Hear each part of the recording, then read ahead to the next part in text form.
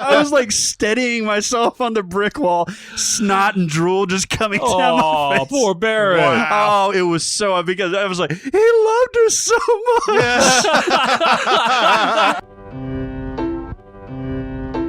Welcome to SinCast, presented by Cinemasins.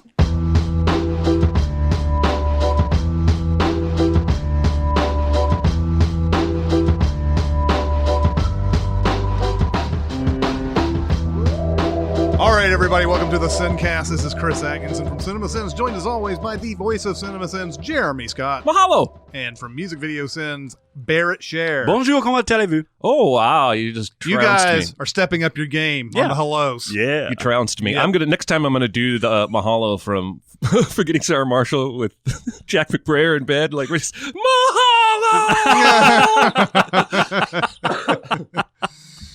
Mahalo! So, TV is an entertainment medium, right? Yeah. I heard TV is the thing this year. TV is in. It's what's Radio hot. is great, but now it's out of date. Oh, that's awesome. So we thought we'd talk about TV today. I was born to rule the Seven Kingdoms, and I will. I remember you saying something about doing the right thing. Well, it's never stopping me again. Your logo looks like a sideways vagina. I find that to be racist. You are the best home cooks between the age of 8 and 13. Ciao, Nev. Ciao, come va? Bene, tu? Va bene. This fella comes in. It wants a case of frozen orange juice concentrate. Can you make meth from that? Not last I heard. Okay, well, let's see. I'd rather set fire to my vulva, so that's a no. And the best and worst of, I don't know if you guys are like me, but I don't watch as much TV as I used to. Or the thing that we call TV has been so redefined with Netflix and Hulu and Amazon and all these handful of other like services that keep coming out. But obviously, I think TV is in a renaissance period that, I mean, it's been going on for a while now, that actually eclipses movies. I think so. There's a lot of people who think that. Yeah, I mean, well, and it's mainly because TV has a chance to, go over the characters and the story and everything in a compact season. We're seeing this a lot with, the emergence of 10 to 13 episode seasons that very tightly condensed. They don't spend 22 to 26 episodes. Like they have those throwaway episodes and everything. Yeah. Obviously there's still a lot of that. There's still a lot of like network television out there that I don't watch at all anymore. No. In fact, when I find out a show I'm interested in lands at a network, I get less interested because they have so many more restrictions, mostly due to advertisers, what have you. Netflix doesn't have to bow to any advertisers, right? They can make whatever the hell they want to make. Now, they have investors that I'm sure they have to answer to, but when you get to network TV, there's so many restrictions, and they're trying to serve that core audience that is too wide of a demographic that it just waters down everything that they do. That's why I'm much more interested in all the cable shows, FX and their new shows, and HBO and Stars. I can't wait to dive into all this, and I have a lot to say about American Gods. I know you do too, Barrett. Yeah. But TV. You got more intro? I just interrupted and stomped on. No, it's fine. The investment in those shows, the AMC shows, the HBO, so on and so forth, and everything, so much less with so much more payoff. And I know there's a lot of these shows that come out that everybody goes crazy about on networks, like Scandal, and How to Get Away with Murder, and recently The Story of Us has been a big deal. Yeah, Parenthood before that was a big deal too. No, it's not The Story of This Is Us. This is Us. The Story of Us is that Bruce Willis. It is. It's that Rob Reiner, Bruce Willis, and Michelle Pfeiffer divorce movie. Wow. So yeah, This Is Us is another one that has been like everybody, been around me has been talking about it and everything. And I'm like, okay, I mean, now I have a real investment here. If I want to watch the show, there's a whole season now. And it's 22 episodes. What the networks are now doing these mini seasons and truncating it at the holidays, and I think Mad Men started this type of thing where they take their mid-season hiatus and then they'll come back 6 months later or 3 months later. Walking Dead does it every year too. Walking Dead does it. So it's like you'll say like, is this still in the first season or is this still in the second season? And no, it's all in the first little bit because it takes a calendar year for it to go through. Well, and I'm not sure if that. I mean, Mad Men they split up their last season, just kind of like how Game of Thrones is doing and everything, where they made more episodes than just a half. But it was still basically a half of a season. So Mad Men did that in that last season. And then I remember Lost doing this when they came back from the writer's strike. They said, well, we've mapped it out for 3 more seasons. It's going to end right then and there. We know the ending. Of course, we all know how it happened. But still, they didn't have to come out with, all these freaking episodes. They had a short season that they could just, get everything. Of course, that was to their detriment by the end, I believe, because they had to explain a million fucking things and they just unsatisfyingly be like, oh yeah, voices in the forest. Those are all the dead people who died on the island. They may as well have come out and just said that. They did, but literally said that line. Fucking Lost. Yeah. Lost is the reason I am so reluctant to get into shows that are mystery based. Because I know from the outset, you're just going to feed me that Lost experience taught me that I'm going to get really into it and have all these wild theories, and the payoff is never going to be worth it. So I'm just not going to invest myself in shows like that anymore. I'm looking for good drama, good comedy. I don't care about mystery. Fuck your mystery. No, but if you have a running narrative, like Buffy the Vampire Slayer was expert about this. They would have they called it the Big Bad, but they would have like a running theme all the way through the season, and that it would be building up to. But each individual episode had its own conflict and had its own story.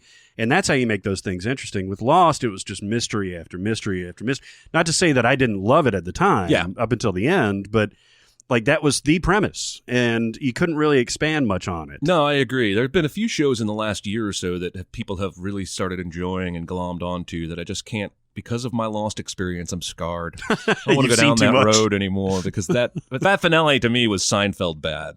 And a middle finger to me. Yeah, kind of was. And all my theorizing. But and then you had stuff like 24 kind of did that, but they were more about let's not start it in the fall, let's start it in January. Still had about the same amount of episodes. They just didn't have any like repeats and like long stretches of hiatus and everything like that.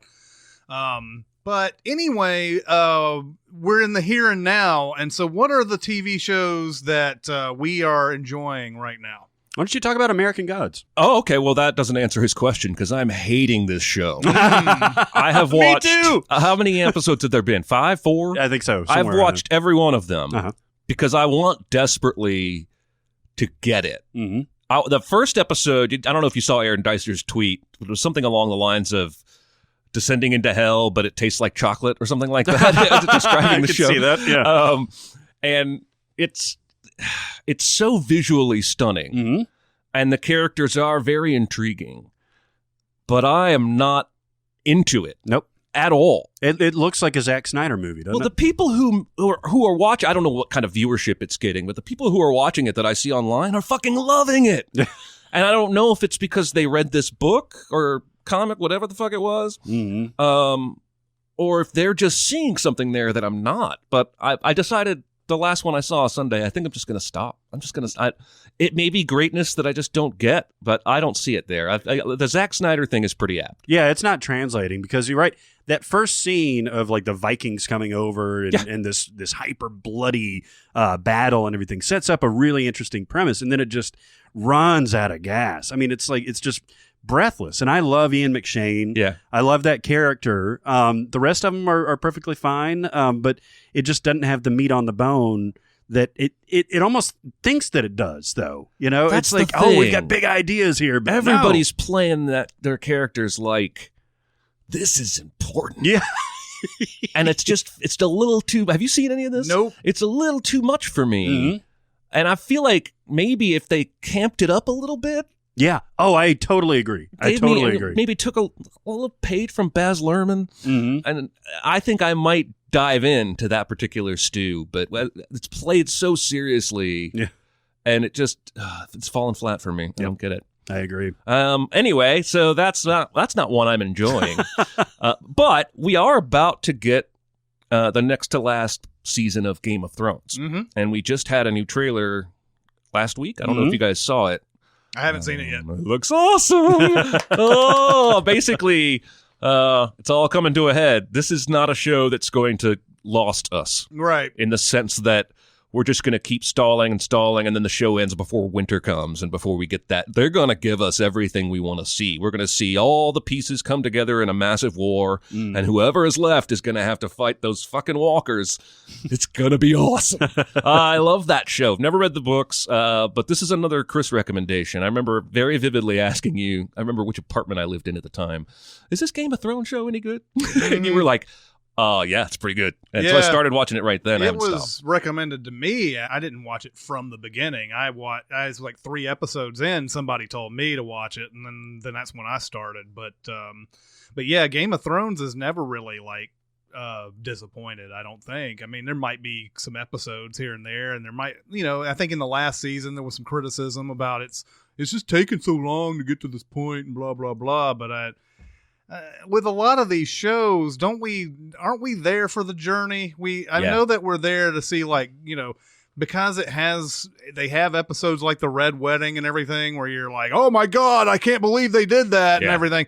Do you really want that every episode? No, it'd be overload. No. Yeah. You have to build up to it. And that's why I think, that's why when a series has grabbed you like this and it's sort of taking its time, it's like, at some point, it's going to pay off, and it almost always has, especially last season with that tremendous finale. And I remember saying that on this podcast, watching the next to last episode of that last season was like watching history unfold. Oh, right, yeah. And it was so exciting because the way it was done and everything, you're just like, for 30 solid minutes, you're just like, oh, I can't believe this shit's happening. Well, and this is, I think, a very important point. There's a lot of business and financial reasons why TV is being redefined, but the big change is that they're starting to make shows cinematically, both in how they shoot them and the kind of budgets they put behind them and the kind of actors they cast. And Game of Thrones is the leading example of this, because these episodes feel like movies. And so we're getting movie quality, but we get a longer story. It gives us more time to steep in these characters. My favorite thing about Game of Thrones is how frequently they kill someone off and bring in somebody I've never heard of, but somehow make that guy compelling and interesting almost right away. Like, I remember somewhere in season 2 or 3 when Ramsay Bolton first showed up and a couple of key other people had died, and I was like, I don't want to follow this guy. I want to know more about what this guy, but you killed him. But then within like 3 episodes, I was wrapped up in Ramsay as a villain. Of course, it's paid off very nicely. But they've just cycled through so many characters and houses and lands, and it has never gotten boring for me, even though the faces, Sean Bean, Mark Addy, that, drew me in the very beginning, have been gone for a long time. I don't know how they do that, man. I don't know either. I mean, this is peak Tolkien-ish territory of, like, you really have to know where this location is, and not only where it is in relation to all these other territories. Yeah, that's why the opening to the show is so genius.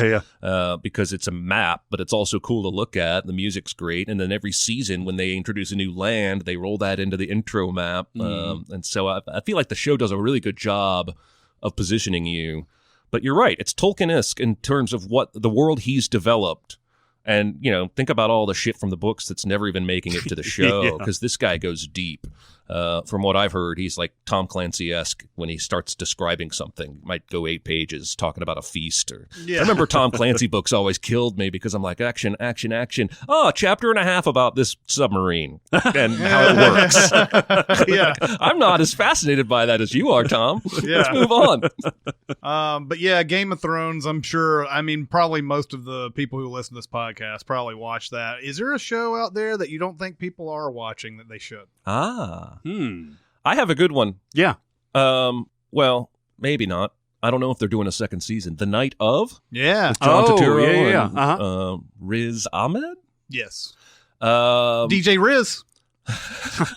And that's only 8 episodes. It's one of my favorite things about TV these days is they don't really have to set themselves a limit based on number. They can do it based on story. This story we're going to tell only needs 8 episodes. I bring it up because it had almost fallen off my memory, but I was watching that Band of Brothers Memorial Day marathon off and on yesterday, and they kept running ads because tonight, of course, this podcast will come out 6 days from now and you'll miss it, but tonight they're starting 2 episodes a night for the night of marathon. And if you haven't seen it, well, you won't be able to catch that marathon because it's over, but you can go to HBO Go and watch it. You guys watch this? I did. There are 2 plot strings towards the end of the series that are pretty ludicrous, but yes, what comes before it is so gripping. That is the problem HBO has right now with their 8-episode miniseries, one-offs or whatever, is that they are trying to get this stuff wrapped up. And it just, I mean, the night of, I loved that show until those last 2 episodes.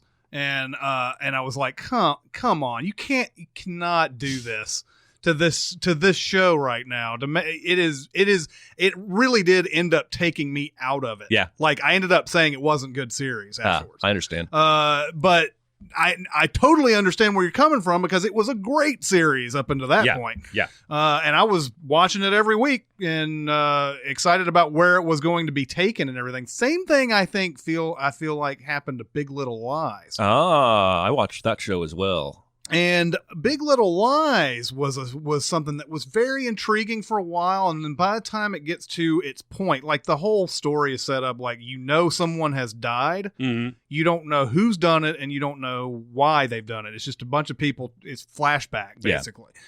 Yeah. And by the time it gets to that episode, you're like, oh. Okay.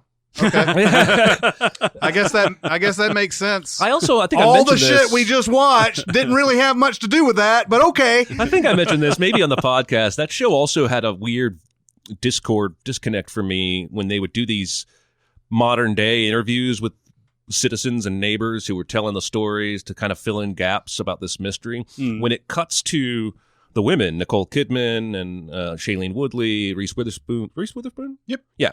I'm pretty gripped, and it's very cinematic and feels like real life. But then when they cut back to these interviews, they feel like cartoony. They feel like campy, and that was hard for me to, I guess, make work. Yeah, the last season of American Horror Story did the same thing. That Roanoke thing. Oh, I've never seen that show. That what you're describing is a very similar thing to Ryan Murphy shows in general, where it's got such an interesting premise and it runs out of steam, especially towards the end.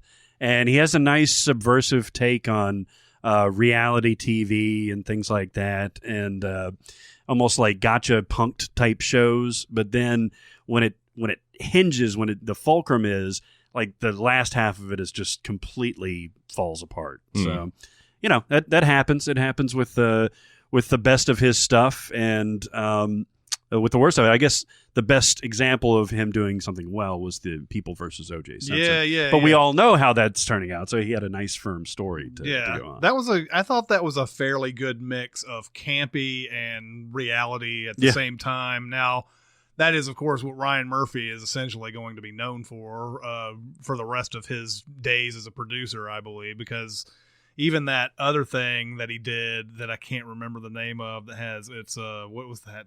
Glee? Feud was the other one, but it's the Joan Crawford, Betty Davis thing that, he's taken that sort of People versus OJ model, and it's like, all right, here's a little bit of reality and a lot of camp. Yeah. This is TV, guys. People love it. Yeah, they love it. Okay, so what are some really good ones right now? The ones that I think the one that I'm watching, the drama that I'm watching the most right now is Better Call Saul. Yeah.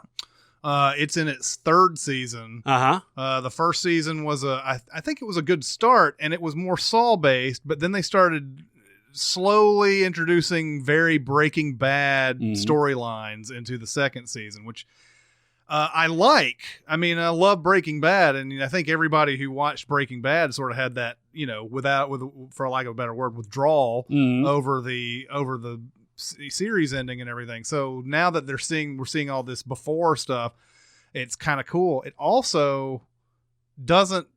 There's one thing about it though, and that's we know who's not going to die. Yeah. Okay.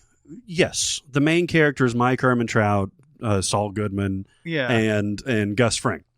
And then a few of the other ones, Hector Salamanca and a few of the other ones. But you still have these really super compelling characters like Nacho, like his brother Chuck, Kim.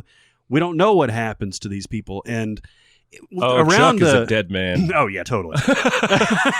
Yep. But around like the 5th or 6th episode, I don't know how far it's in, of season 3 that's going on right now, it started to veer way into Breaking Bad territory. In fact, it was right when they introduced Gus Fring in this series.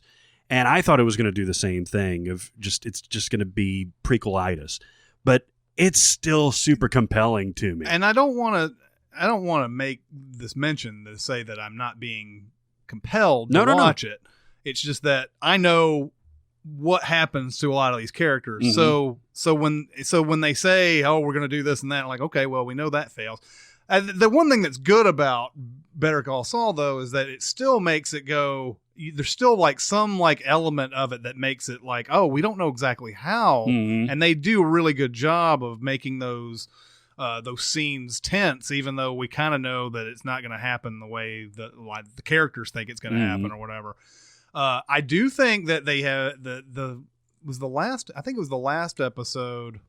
The last one was way more Saul centric finally, and that's a compelling story in its own right. It's just that I think they've abandoned him as a guy who's going to carry this whole series. Yeah, I agree. I think it all started with Mike.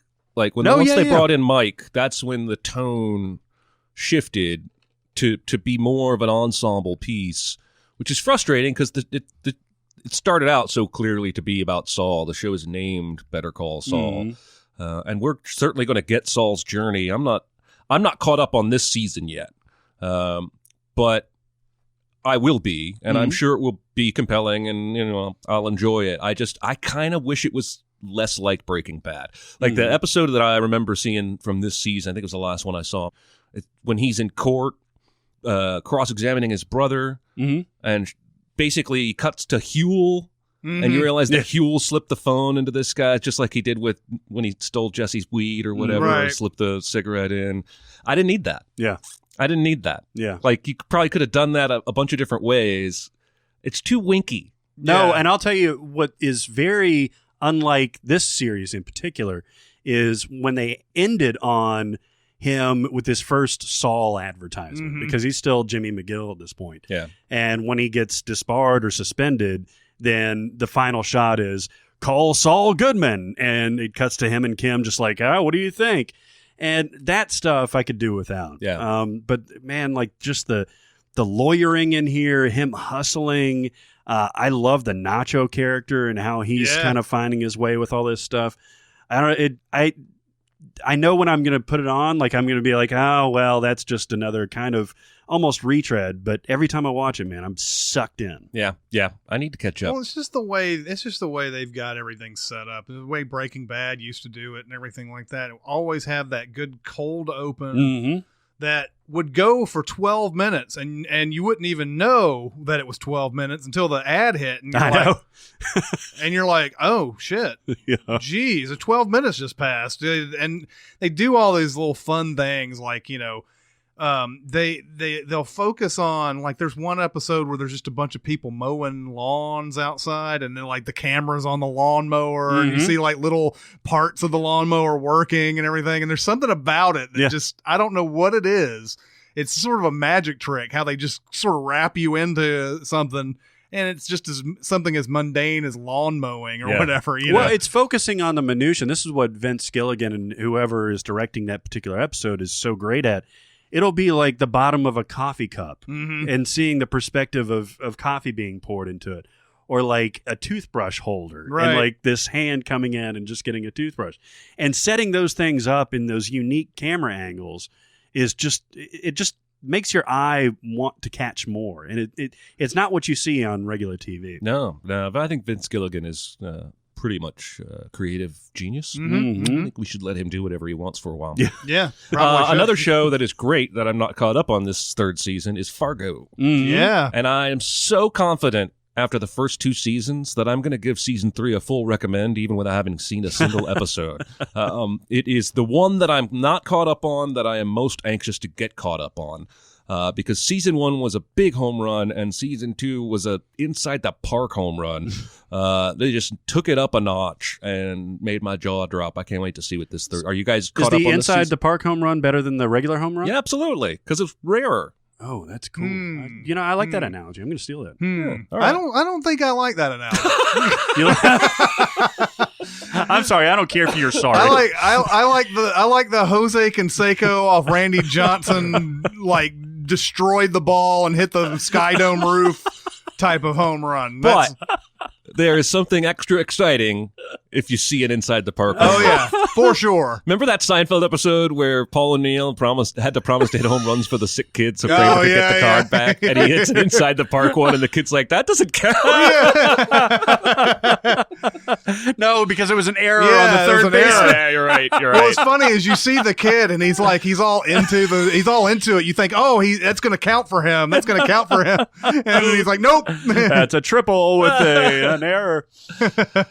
Oh man, what else, guys? Well, can we talk about Master of None? Yeah. Oh yeah, please do. Man, I like Aziz. I love Aziz Ansari, and I actually watched the first season of this and was very, very entertained when it came out. It was fun, but it was still him doing his stuff, which his comedy is we all love. Mm-hmm. He's got that great sidekick, Eric. Eric Wareheim. Eric Wareheim, yeah, and it just kind of seemed a little slice of life, funny, that kind of thing. And then season 2 just came out several weeks ago, and I truly think groundbreaking.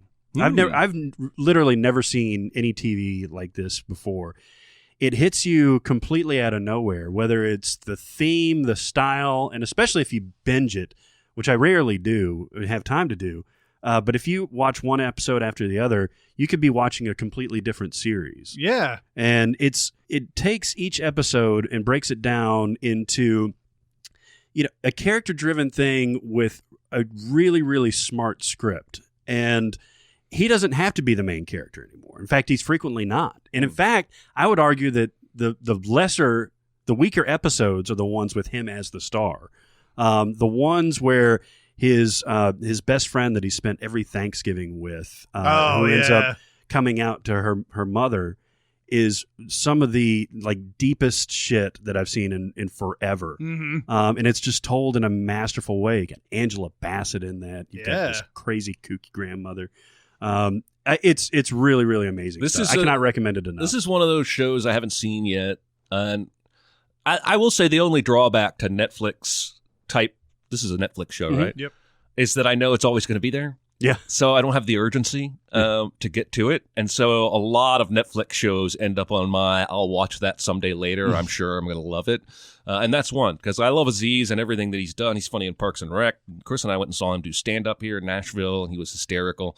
So it's on the list. I can't weigh in on that one. Well, and he obviously loved Nashville when he came, because he made a whole episode in the first season about going to Nashville. Oh, yeah? Like taking his girlfriend, let's go on a date to Nashville. Wow. And they flew down there to specifically be there. Did they do any real life, did you spot any real locations? Oh, yeah. Yeah. They stay at the Hermitage Hotel. They go to a barbecue place that doesn't exist, but it's based on... It's based on the place off of Centennial Park that has the white barbecue sauce. Oh, the Hog Heaven? Mm-hmm. Really? Mm-hmm. Okay. Or at least that's the impression that I got. I haven't verified that. I did not get that impression, because it looked like they were at sort of a bigger type of place, but who knows? Maybe that is what it is. But anyway, yeah, there's that, and they even sort of refer back to that episode in the second season, because they go and try to find that episode is about religion. Mm-hmm. Yeah. And it's another really good way of looking at something like this, because Aziz is playing a character who's not religious anymore. He grew up with all. It starts with a great like opening of showing like everybody doing their like religious stuff. The parents are telling him to go to church and all that. It's like they even go to the Scientology kid who's like, I do not want to learn about thetans today.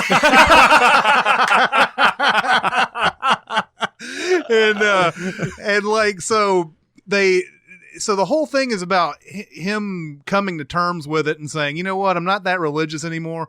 His parents come in and want him to act for, like, I guess it's his brother, his uncle or whatever, his uncle and his aunt, and they're very strict Muslims. Very strict Muslims, and they want him to act like he is at least anyway. And they don't really know. Maybe they suspect, but they don't really know that he's not religious anymore. So like the whole thing is like, oh yeah, he's gonna say I make a stand against this and everything, but it has a really good sort of a twist to it and everything, because that could be the whole episode. It could be like, oh, I'm telling my parents that I'm not that religious anymore, but it has a different sort of message that I really liked about it that made that episode more than just that. And that was a great episode. They open up this season doing a black and white Bicycle Thieves homage. It's amazing. And it's so great. They're talking like they're speaking Italian mostly through it. And he goes balls out. He has this guy looks like he has no fear of anything, like just immersing himself. So the thing is, he moves to Italy to work in a pasta shop to learn how to make pasta like the traditional way. So, the show is very based on food, by the way. He's a huge foodie. Man, that's all throughout the whole season. Yeah. And so he goes out and like by the time we've dropped in on the beginning of season 2, he's learned like passable Italian. Like half of it is really in Italian, him speaking it and getting along with the locals and, you know, biking around everywhere and really adopting the European lifestyle. And it's really, really cool. And this season has him at the very beginning of it. Like he gets a job doing this cupcake competition Cupcake Wars. And it's an interesting sort of dynamic too, because he's a wannabe actor. And there's a point where Bobby Cannavale's playing like this Bobby Flay type of Bobby guy. Flay, or was it one of those kind of guys, type of personalities. And he comes up to him in one of the episodes and says, "We're going to get you in here. Your ratings have gone up or been steady for the entire season. How about an 8-year contract?" Which sounds great. Only that you'd be on this Cupcake War show for 8 years, and so a lot of that has been him sort of negotiating. And the greatest scene, he comes in, he tells him, you know, this is a bit of a spoiler. He tells him, "I don't really feel like this is what, I want to do for 8 years. I really appreciate the opportunity. I just don't want to do it." And he's like, "Fuck. You come in here and you put your balls on my desk. That is beautiful." Like you wiped the desk clean and stuck your balls on my desk. Yeah. So yeah, I have not gotten all the way through this season yet, but it is fantastic. And you said it's not like anything you've seen. I think Aziz is sort of following in the footsteps of Louis C.K., who you know, Louis is a show that I think FX pretty much said, whenever you're ready to do another season, we're happy for you to do it. And he's been like doing his other stuff. Yeah. But Louis C.K. sort of did that with his TV. Like he's basically said, I'm tired of the same sitcom shit.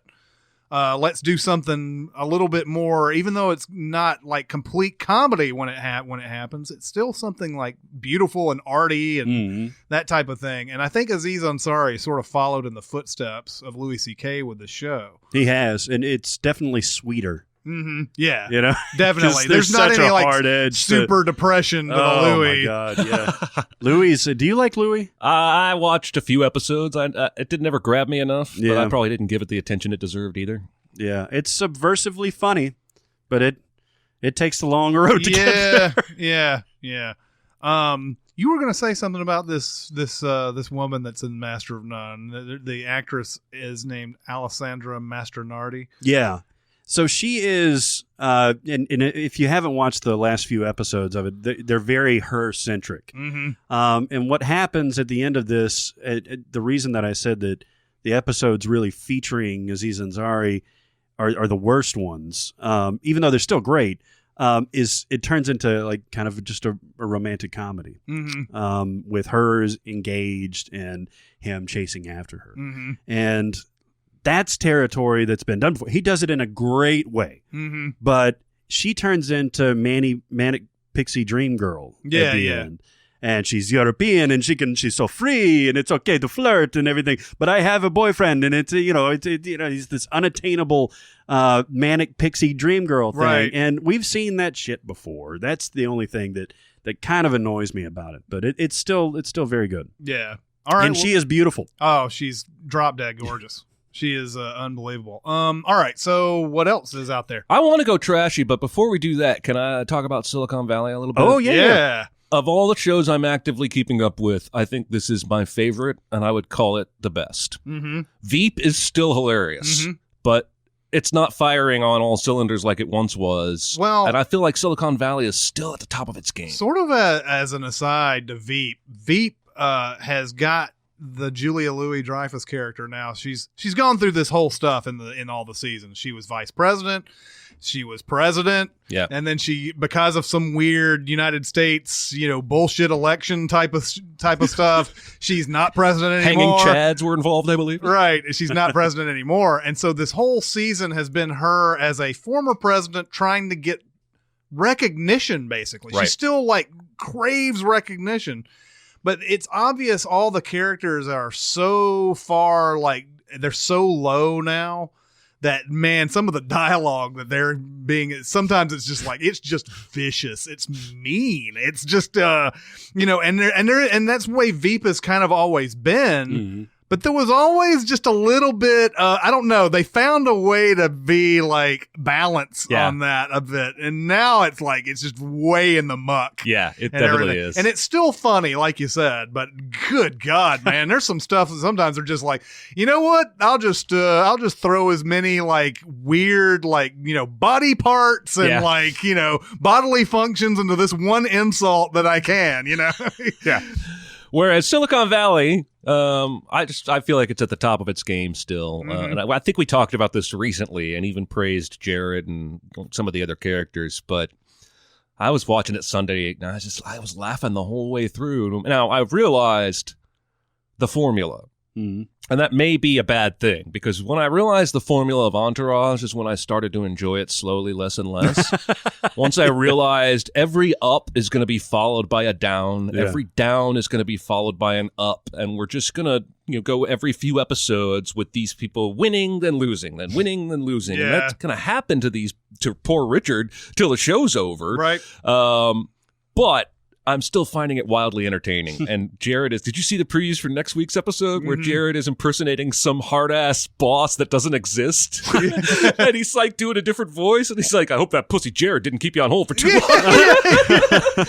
I know. Zach Woods is always he's always got the most dynamic stuff in there. And I don't know how much of his stuff is written. I know that he does a lot of improv and everything, but every time he starts talking about something that happened in the past, it's always funny. Yeah. They're talking about they're building something, and he's like, oh no, the scam is after they build it, when you rent it to somebody, when you rent it to somebody who, you rent it to somebody who turns out to be a squatter or something like that. And it's this, he's got this really ridiculous backstory. If we were to piece together all the things that were happening to Jared over the years, it wouldn't add up, but they're great. And I feel like all the side characters are great, like the deadpan woman at the VC firm. Yes, she's great. Suzanne Cryer. Yeah, the guy who runs Hooli. Yeah. The investor jock dickhead who drives the Lamborghini. He's great. All of the side pieces are working. Now, they've announced that next season, Bachman won't be on. Oh, Ehrlich Bachman, T.J. Miller? Yeah, T.J. Miller will not be on season 5. I don't know if that means there's fallout, or if it just means after Deadpool, he's too expensive and wanted too much money or wants to do something It creatively. probably means that. I'm going to assume that most of the time you don't just leave a show like that unless it's because you now have ways to make more money. And I love that character, but I think they've proven, like Game of Thrones, they can move pieces around and bring in new faces and keep the tone of the show. Like I'm as ready to crown Mike Judge, comedic genius as I am Vince Gilligan, dramatic genius. Between King of the Hill, his movies, and now this, there's something that I like this guy's sense of humor a lot. Oh yeah, man! Office Space, Beavis and Butthead. Yeah. Oh, all that stuff. Even Idiocracy. Oh yeah. Or even Extract, which I didn't like as much the first time I saw it, but has grown on me. Yeah, it's pretty funny. He's got a great sense of humor. I'm going to go on whatever ride he wants to take me. All right, now you want to get trashy? Let's do it, baby. I love me some Real World. I have loved me some Real World since the beginning of the Real World. That is something I have never watched. Okay. What? Every season is the same. Yes. Beautiful people. Angry people. Yep. Young people who love to fucking party. People start fucking. Secrets. Breakups. Fights. It's just... I come because it's so familiar, right? And every season starts the same. They'll introduce everybody as they're all, arriving by taxi at the fancy house or checking out the 3 bedrooms or whatever and oohing and ahhing at the pool table. I'm like, I don't think I like these people as much. Yep. They're beautiful, but I don't like them as much as last season. And within like 3 episodes, I'm like, she's such a bitch. Yeah, why is she always doing that? This guy's such a monster. How can they not see this? I just hook, line, and sinkers me every time. What's funny about that is that the next episode, those 2 people that have gotten into a huge fight will be like in the hot tub together, like smoking a joint or something. I think the Las Vegas season.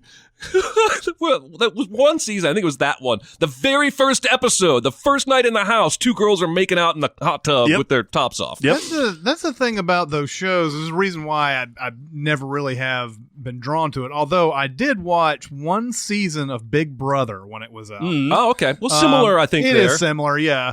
The only reason I did watch it, though, I'll get to that in a minute. But like the Real World, I'm just too hyper aware everything is manipulated, and like a lot of things are manipulated. Like, well, especially recently because they've been trying to make the show more popular by doing twists. So they'll go half a season and then everybody's ex-girlfriend moves into the house or some shit. It's really manipulated then. Yeah, and so I feel like a lot of times, like it might be the smallest of things, and they get into, what do you feel about that? No, really, what do you feel about? They probably get them into a lather about some of this shit, and then it looks like it's way more dramatic than it is, or whatever. But who knows? I mean, I'm sure that there's some real stuff in there too, and whatever. But I a lot of times I watch those shows, and I'm just like, get over it.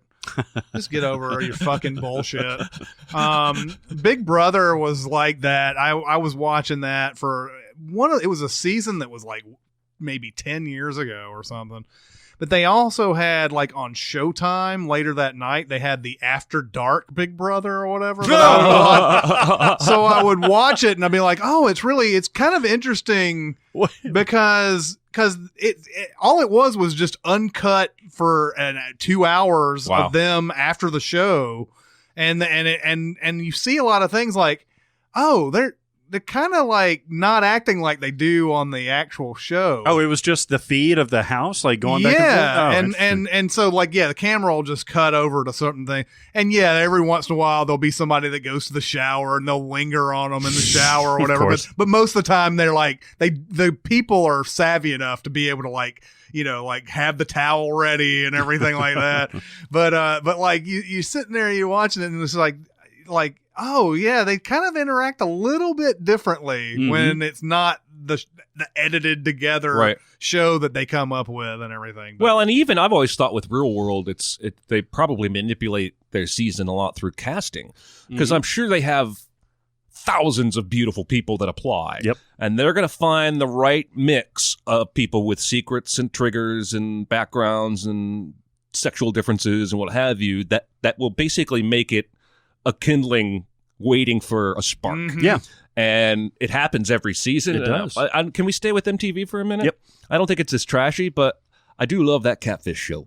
Oh, yeah. Because I am I want to say this and not sound mean. I am baffled there are this many people having relationships with people they've never seen, met, or talked to, and are surprised that they're being scammed. Mm-hmm. That's the way of the world. That's though, what right? I'm saying. Yeah. The desire for love Mhm.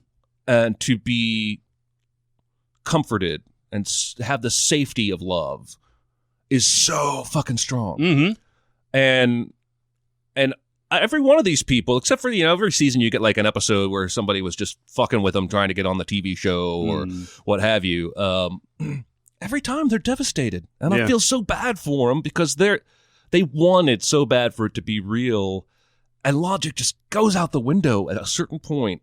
Some of these people are married already, having text conversations. They've never talked to this person on the phone even. Yeah. But they're in love?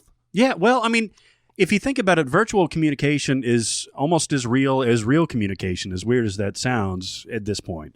We interact more via, even the three of us, we interact more via text or email than we do face-to-face. I never fucking call you guys. Well, yeah, and who calls? Yeah. Who fucking talks on the phone anymore?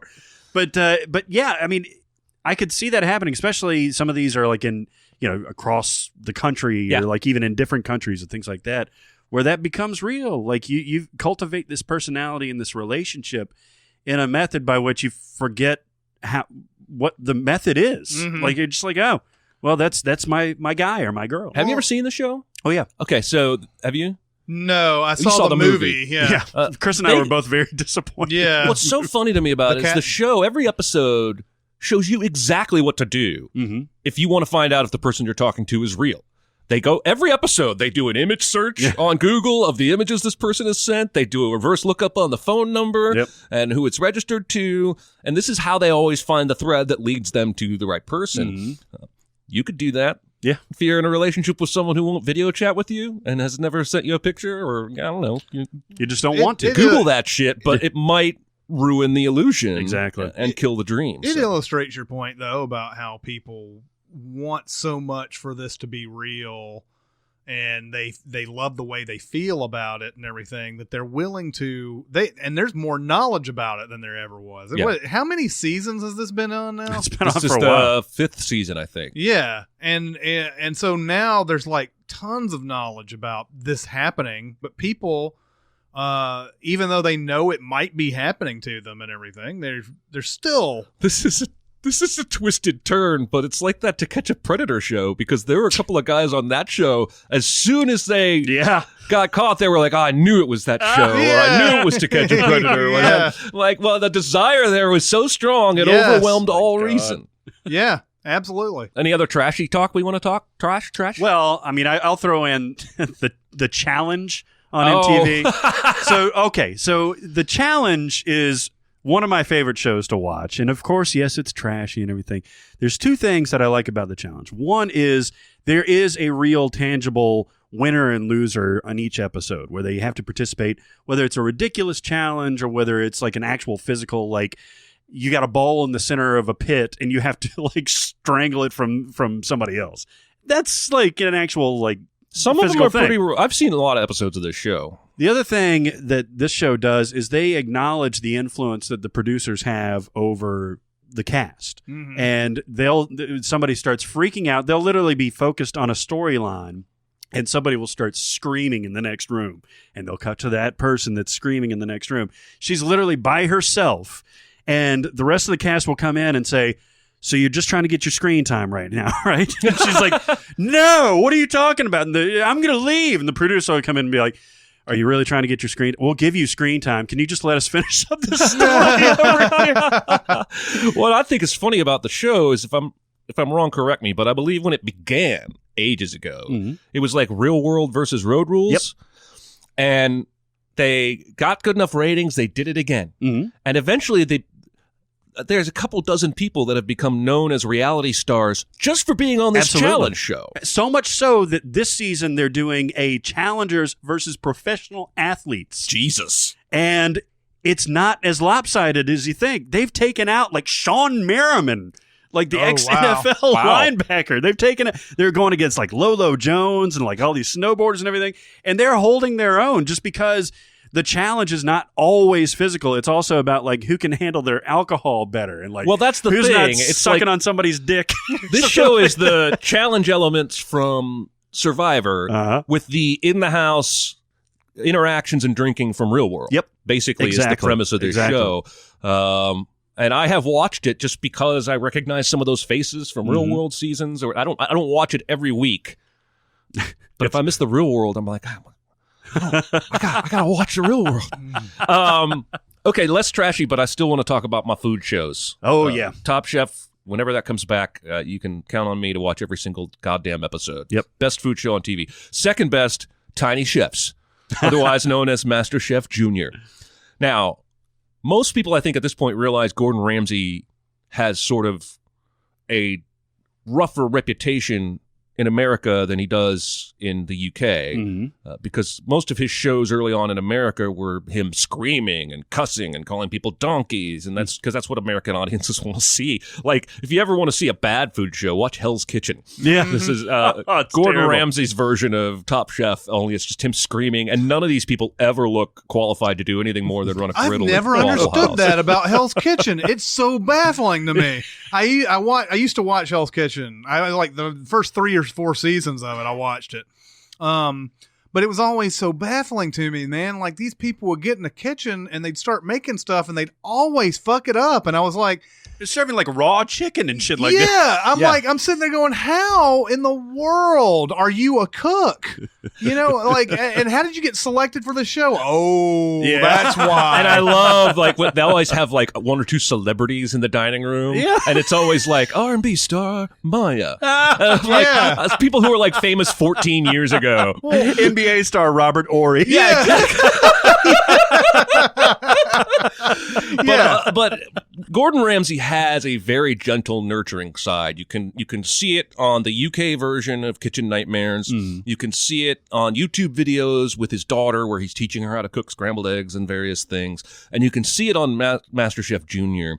It's a completely different side of him. And these kids are badasses. They make shit I can't even pronounce, and they're like 8 years old, 9 years old.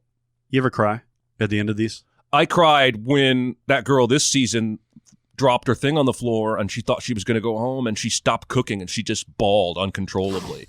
And she finally got it together. She's like 8. Yeah. She finally got it together, presented a dish, and there was one that was way worse, and she got to stay. She started crying all over again. Dude, you have convinced me fully on this show, and I've watched a few of them and then like a clip episode. I was fucking bawling at the end of this, man. And what's great about this show is because they're kids and the world hasn't taught them to be cynical assholes yet, they support each other. They're always doing group hugs. They want to win, of course. Everybody does, but they support each other and cheer for each other and cry with each other, and it's incredible. It's like, and then they, of course, the original show was Master Chef, and it's supposed to be the best home cook in America. I don't know how you determine that. Again, you can put in there whoever you want, and I'm not going to know the difference. But even on that show, it's not the same. No. It's still better than like a Hell's Kitchen kind of thing or what have you. But there's something special about these kids, especially that finale when they cook in the round and they make 3 courses. And everybody, all their families and former teammates are up on the balconies cheering for them. God, I love this show. It just gives me the warmest fuzzies. Yeah. I know it makes me sound like a big weirdo. No, but it's awesome. It's fantastic. All right, Chris, what else do you want to talk about? Well, I guess there's now I'm not going to be able to talk very long about it, but a friend of mine has told me that The Leftovers is the best television show. I hear the same thing. And I watched the first season, couple of episodes, and I was like, I don't know if I can get into this. But every week that guy texts me and he's like, dude, you got to get on this Leftovers, man. And I think it's on its last season. It's in 3, it's going to have 3 seasons ultimately. And like a lot of these episodes that have been coming out lately have apparently like broken Twitter a few times, or not, you know what I mean? Like they're one of those type of things where everybody's talking about it afterwards and everything.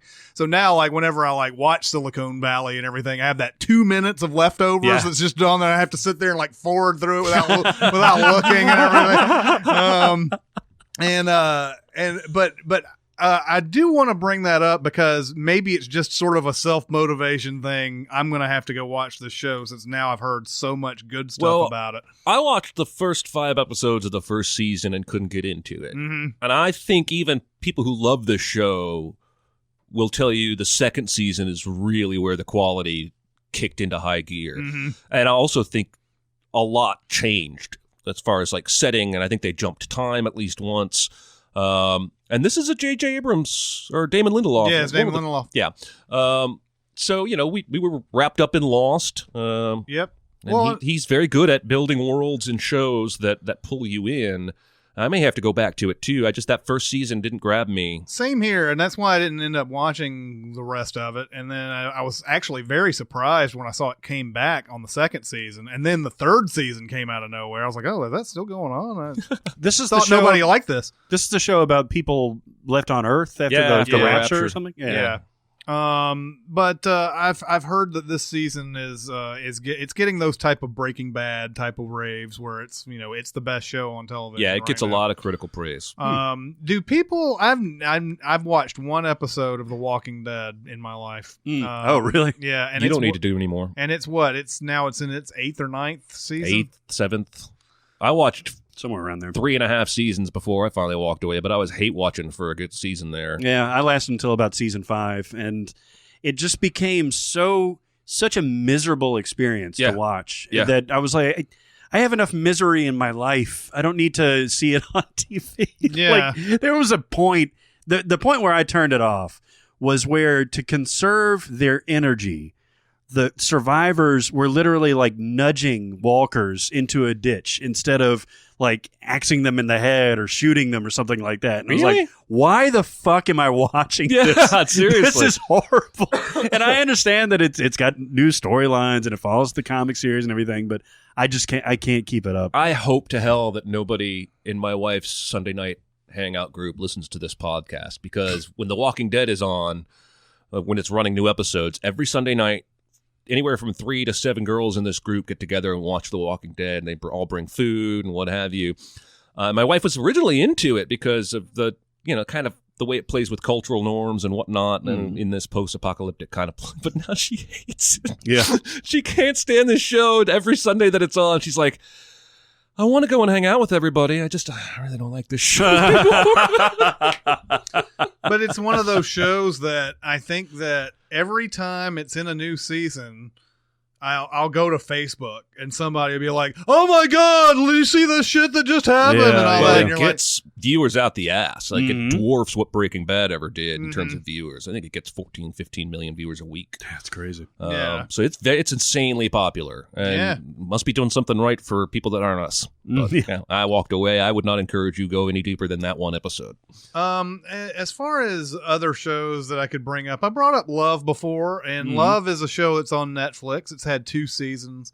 Now that is essentially a typical romantic comedy type of show. Judd Apatow's a producer on it and everything. I do think it's a fun show. I wouldn't go out and say you need to see this show right now, but it is it's a fun, light. You can get through seasons easily, 30 minutes, whatever, not a problem. I think it does have a pretty realistic look at relationships and how they can build up or break down based on some of the smallest things. The first season is the main guy, Paul Rust, and then there's Gillian Jacobs. They're sort of just buddies or whatever, and there's sort of an idea that they might get together or whatever, but like not really anything strong. The second season, it's dealing with a lot of shit and everything, and they do kind of get together, but there's so many little, like, those little things, man, that just trip people up a lot of times, and then and people start resenting each other and all that. But there's a lot of fun stuff in it. It is very, I don't know if it's very Apatovian or whatever, but it's I like that word. Yeah. But it is a fun show to watch. And the main character, Paul Rust, he's the ultimate, like, leading nerd man that I've ever seen. Like, he's got that perfect nerd look and everything. and he's just like undyingly sweet type of guy and everything, and you're just rooting for him, but you also know that a lot of the things that he's doing are gonna fuck this up, you know, like, you know, it's an unfortunate thing, you know. I feel like you could keep mining that territory in different ways. I mean, Master of None does that. Did you guys ever see You're the Worst? No. It was an FX comedy. I think it went through 2 or 3 seasons. I heard it was great too. Watched the first episode of this, and it's supposedly like, you know, a take on a new generation of how people interact when they're using social media and that kind of thing. And one of the first scenes just got stuck in my head. The two main characters meet at a wedding, and they end up, you know, they're both like terrible people. Hence the title. And, you know, they're just kind of nihilists and, you know, existing in this new age. And they go, one goes home with the other one, and they start having sex. And the guy starts giving the girl oral, and he takes a break and he spits. And she stops and she's like, "Why did you spit on it?" And he was like, "What's the difference? There's saliva down there anyway." And she's like, "Oh, all right." Jesus. And you can tell, first of all, this is on like basic cable, which I think is hilarious, but it's kind of like the pornification of the new generation of how you have sex with each other. I thought that was hilarious. Yeah. Why did you spit on it? No, I heard the show was actually really good. It's hilarious. And I haven't been able to watch. There's a lot of shows nowadays that I'm not able to just get into, but that's what's so lovely about the day and age we live in. That's right. Too much good content. It's so much good content, and you can carve out time anytime. You don't have to sit there. It's not like 1985 where you're like, you know, you like, set the VCR. Shit, you know, I can't watch the show now because it's you know, it's already gone. Got to wait for reruns. Yeah. There's another show that I started watching. I haven't gotten all the way through. It's 3 short seasons. Rick and Morty. Oh, yeah. Jesus. The internet's going to love you for saying that. Yeah. So I've of course I've heard about this show forever. Yeah. Like I just, for whatever reason, I've not been actively avoiding it or anything. It's just that during my times of trying to watch Adult Swim, it's never on. And then when you watch something that's sort of in the middle of its season or whatever, you're like, I mean, it's a type of show that will refer back to a lot of stuff that happened in earlier episodes. And so you don't need to know those episodes to enjoy it or anything, but it is an ultimate nerd comic fantasy, basically. Like, you know, it's got that Back to the Future sort of structure to it, but there's all sorts of sci-fi this thing covers, and there's like a lot of really interesting there's a lot of interesting plots that they come up with, and there's always something just crazy. Like there's one episode in the first season where they're talking, there's a TV that has unlimited channels, unlimited possibilities. So like they're flipping through and they like actually see other versions of themselves and everything. And like, you know, so, and a big thread through this first season, I'm sure it's throughout the whole series, is that the mom and dad are obviously in that point in their relationship where like they're maybe having to talk about getting a divorce and everything, and there, of course, there's a lot of dark humor involved with that too, but there's stuff like where they're seeing what their lives are like without each other on this TV and everything, and they're trying to find, they're trying to figure out, it's fun stuff like that. But so far so good for Rick and Morty. It's a funny show. I figured that's right up your alley. Like, in terms of the animation, the concept, and the humor. Oh yeah, and Dan Harmon, isn't it? Dan Harmon, yeah. And I watched all of Community when it was on back in the day. With these animated shows, like for somebody who doesn't smoke pot, you have the most stonerific sensibilities with animated comedy. You're absolutely right, man. You just outed him as a non-stoner, Barrett. Oh, I'm sorry. You smoke all the marijuana. It's cool to be a stoner now. No, it's true, but I think I have the same hours as a stoner. I think that's what it is. Is that I'll flip through TV and be like, Adult Swim. All right, I'll watch that. I'll give anything a shot. Adult Swim has changed a great deal since it first became a thing. There's shows sometimes that come on and I'm like, oh, this must be brand new. and then I'll find out that it came out in like 2007, and they're just replaying episodes of it, and you're like, I don't even remember this show at all. Why are you now replaying it? It doesn't make any sense to me. And they have a lot of these like live action shows that are just purposefully terrible, and I don't get it. You know, I get it that they're what they're going for, like they're going for that camp. But when you go for camp, though, it's hard to make it good. You have to be serious about what I've always said, when you're doing camp, you have to be unknowingly doing it. You have to be serious about material that shouldn't have this kind of weight to it. And that's what you accidentally come up with comedy based on that and everything. I guess sometimes you can there's been some successful shows on Adult Swim that have dealt with that and everything. One of them was we were talking about Eric Wareheim a minute ago, Tim and Eric. Yeah.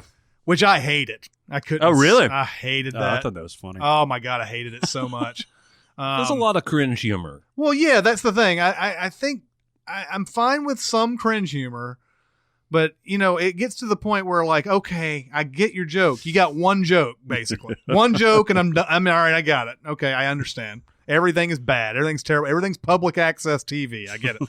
And every once in a while it would be something funny, but I just couldn't get into it like a lot of people. But yeah. Anyway, yeah. Adult Swim. I have like phases where I'll watch it every night, and then I'll be gone for months, and then I come back and oh yeah, Adult Swim. Family Guy. What is this Family Guy show?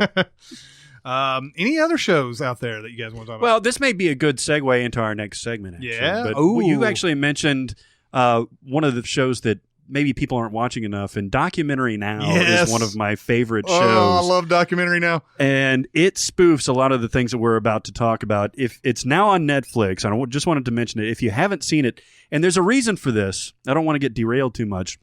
I think IFC programming, the show programming, I think has a niche. Portlandia has a Portlandia audience.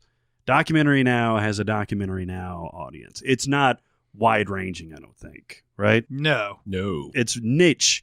But I think in particular, Documentary Now, it's so varied and it's so hilarious back to front that it's worth checking out. Yeah, and I think a lot of things I think some problem that people might have getting into Documentary Now is that sometimes you do need to know the documentary that they are taking off on in order for you to truly have a good time. Now, luckily for me, I have watched most of the documentaries they've taken off on.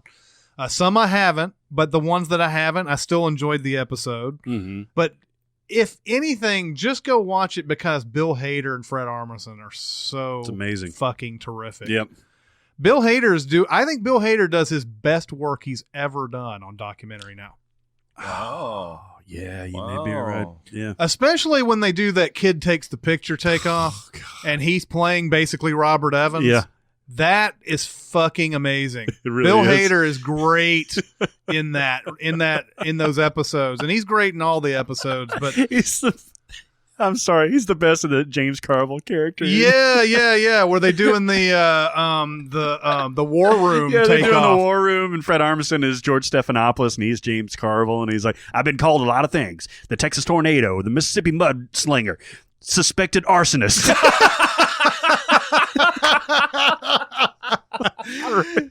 Yeah, I mean, there's some gold there, and especially if you're into documentaries, and I think documentaries have sort of taken off over the past couple of years, thanks to a lot of the stuff that's on Netflix now and everything. I think people are really getting into the genre now where they weren't before. If you can get and watch some of those classic documentaries and then watch Documentary Now, you don't have to, but you'll find a show that is tremendously rewarding. So it is a good segue into what we're about to talk about. This is our movie club. You can find me in the club. You should join our club. You and your friend. Now, if you're not going to take this seriously, perhaps we should disband the club now. I love being a part of things. Yeah. Yay! Welcome back, everybody. Yeah. Yeah. So Movie Club this week, we'll be talking about documentaries, which, as I said before, I think has become a big thing in the past, bigger than it has ever been before. Mm-hmm. Like now you see a lot of people like actually actively wanting to make documentaries and what is it? Making a Murderer really kind of. It really did. What happened was there was this succession of the Serial podcast that dealt with true crime. That's correct. And that everybody was just absolutely fascinated with this longitudinal, episodic telling of a podcast instead of a podcast like ours that you can listen to any episode in any order. And please do. But then after that, this Making a Murderer thing came out and really told this story in a fascinating way. It doesn't give a lot away too quickly. It really takes its time in going through this. And so you got two things. You got the fervor of documentaries, and then you have these serialized documentaries that are really interesting. But we're talking about the feature-length ones right here. Yeah. So I'll go ahead and start on the recommendations here. Now, one is a super popular one. It came out on HBO. It's a series, Paradise Lost. And I'm sure a lot of people have seen Paradise Lost. But it talks about the West Memphis 3 and the murders that happened that, basically back in 90s rural Arkansas were blamed on these kids because everybody believed that they were Satanists. Mm-hmm. And so there were a lot of things that back in the 90s that a lot of these, like especially in Arkansas, they didn't have the same kind of investigative type of material and resources that they do now. So a lot of the things that they come up with, even in that first movie where they don't even really know who did it or whatever, they pretty sure it's not the West Memphis 3, but there's a lot of like horrible things about the crimes that they thought that these people did. And then you realize, oh, okay, well, there's stuff such things as wild animals that come around and whatever. But anyway, the first one, Paradise Lost, and Paradise Lost, the second one, they're just so compelling because that these kids didn't do this shit. But everything just keeps, because there's a political structure that basically says we're right and you're wrong. They keep these guys in, and they never want to admit that they're wrong. And it took until 2011 before they finally got free. I'm fascinated that you brought this up because I've specifically watched a documentary before this conversation just so I'd have something new to talk about. And I watched a documentary called West of Memphis. That's a great one. Yeah, which is about the same exact case. The same thing, yeah. Although spends a lot more time laying out the evidence for who they think the killer was. Mm-hmm. And then more time about them getting out of jail, the West Memphis 3. What's fascinating to me about this case is that they had to plead guilty. Yeah.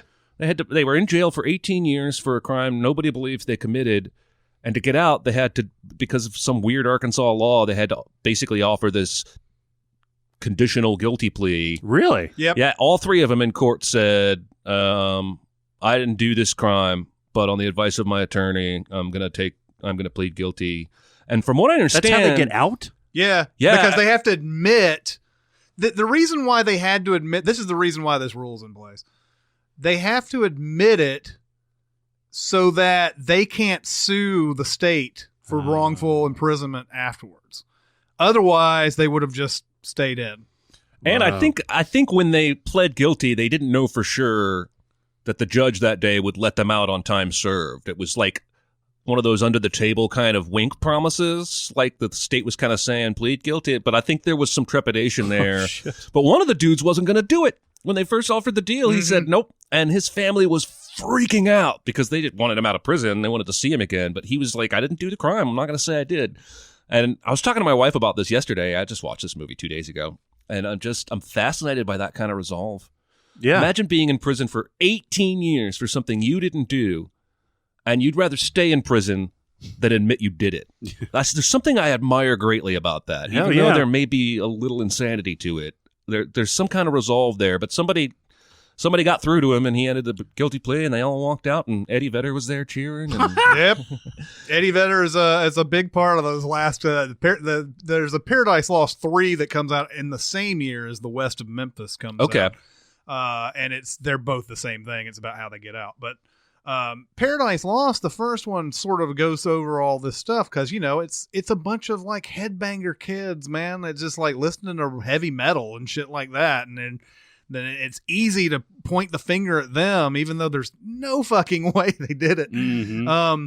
The first one goes over a lot of that, and the second one might be considered a bit of an irresponsible documentary because they focus their efforts, and this is Joe Berlinger and Bruce Sinofsky who did this. They eventually I don't want to turn you away from these documentaries because of what I'm about to say, but they did Blair Witch Book of Shadows. They also did another great documentary called Brother's Keeper, which I'll just mention and you can go watch it. But anyway, Paradise Lost 2 sort of goes over like who they think might have done it, and they really cast a lot of suspicion on some people that they shouldn't. They don't really have any evidence. Now, there's a father in the father of one of the boys who dies. Yeah, stepfather. Who acts kind of crazy in front of the camera and everything, and you're like, oh my God, he so did it. He's so crazy. He's so like he even gave him a knife. He gave the directors a knife or something like that, and like the directors had to go to the police and say, this guy gave us a knife. What do you think? And all that. They went through a lot of trouble to go after this one guy, and by the time you watch the third one and West of Memphis, you realize, yeah, he's just kind of a crazy old dude. Well, I don't know. West of Memphis seemed pretty clear to me to be pointing the finger at the stepdad. No, you're talking about another guy, another father. A different father. Yeah, the father that I'm talking about is he's very outspoken, and he there in Paradise Lost, the third one, it shows him laying out the case against the stepdad and everything, which again is almost a bit on the irresponsible side because the stepdad died, so he has no defense really. They do show some like footage of him talking in a deposition because he stupidly I think the Dixie Chicks or somebody like that came out and said something about him, and then he could have just left it alone and said the Dixie Chicks are wrong because the Dixie Chicks were just like Eddie Vedder. Like they're trying to get these guys out of. He could have just said fuck it, they're wrong or whatever. Instead, he sued them for libel or whatever. Jesus. And so he had to do a deposition on whether or not he killed these kids. Yeah, well, and the West of Memphis goes all in on this guy with interviews of family members that told stories of beatings he gave the kid and rapings of his daughter. And, yes. They found his hair on one of the bodies at the crime scene. Yeah. And the three that they locked up, there were so many miscarriages of justice along the way, pieces of evidence that would have helped them look more innocent that they just ignored. Yeah. And the evidence, this is what troubles me about documentaries in general, is that it is a genre that purports to be truth. Right. And if you've heard my recent podcast rants about truth, I don't think it exists, right? I only know what I know about the West Memphis case from this documentary. And the documentary is telling me these three are innocent and shouldn't have gone to jail, and this guy probably did it. But I don't know what they didn't show me. Yep. Right? And how you got to figure, like most movies, there's a lot of stuff that, even more with a documentary, that ends up on the cutting room floor that doesn't make the case. Michael Moore is the best example, I think, I have of this, in the sense that was it Bowling for Columbine, the one that was about guns, where he went to Charlton Heston's house without an appointment, and because Heston wouldn't come out and have discourse with him? He had an appointment. He went up and asked if he could interview him, and Charlton Heston said yes, and then he sort of sandbagged him. Yeah. Well, and I hate that. Yeah. But Michael Moore does it on camera. But every documentary has a point of view. Oh, yeah. They have to. And so you have to understand that what you're watching is filtered truth. It's some person's version of the truth. Even something like Citizen 24, which is a documentary I'd recommend about Snowden, and it's almost all hotel interviews where he's sitting on a bed in Hong Kong. It's gripping, but I'm only getting what he's telling me, right? And so, I have to make my judgment on whether or not he's telling the truth. And I don't really know. I certainly don't know the ins and outs of cybersecurity. I just assume, well, I don't know. But I don't know. Just like all the documentaries. Sorry, I got us on. No, I mean, on a tangent. their defense is that they're pointing and shooting at what they see. And the best documentaries are the ones that say, all right, here's the point, here's the counterpoint, and not come out on one side or the other. When it comes to something like West Memphis 3, you have to take a side, I guess. Like, otherwise, it's not going to be as compelling. Well, pointing at this truth thing, I mean, the Making of a Murderer thing was very one-sided. Yep. It was uncomfortably one-sided to me. And I understand. At times. I understand taking a side and saying, this guy didn't do this, here's why. But you must absolutely, I believe, show what the other side is of this story. They completely cut out evidence of in that series.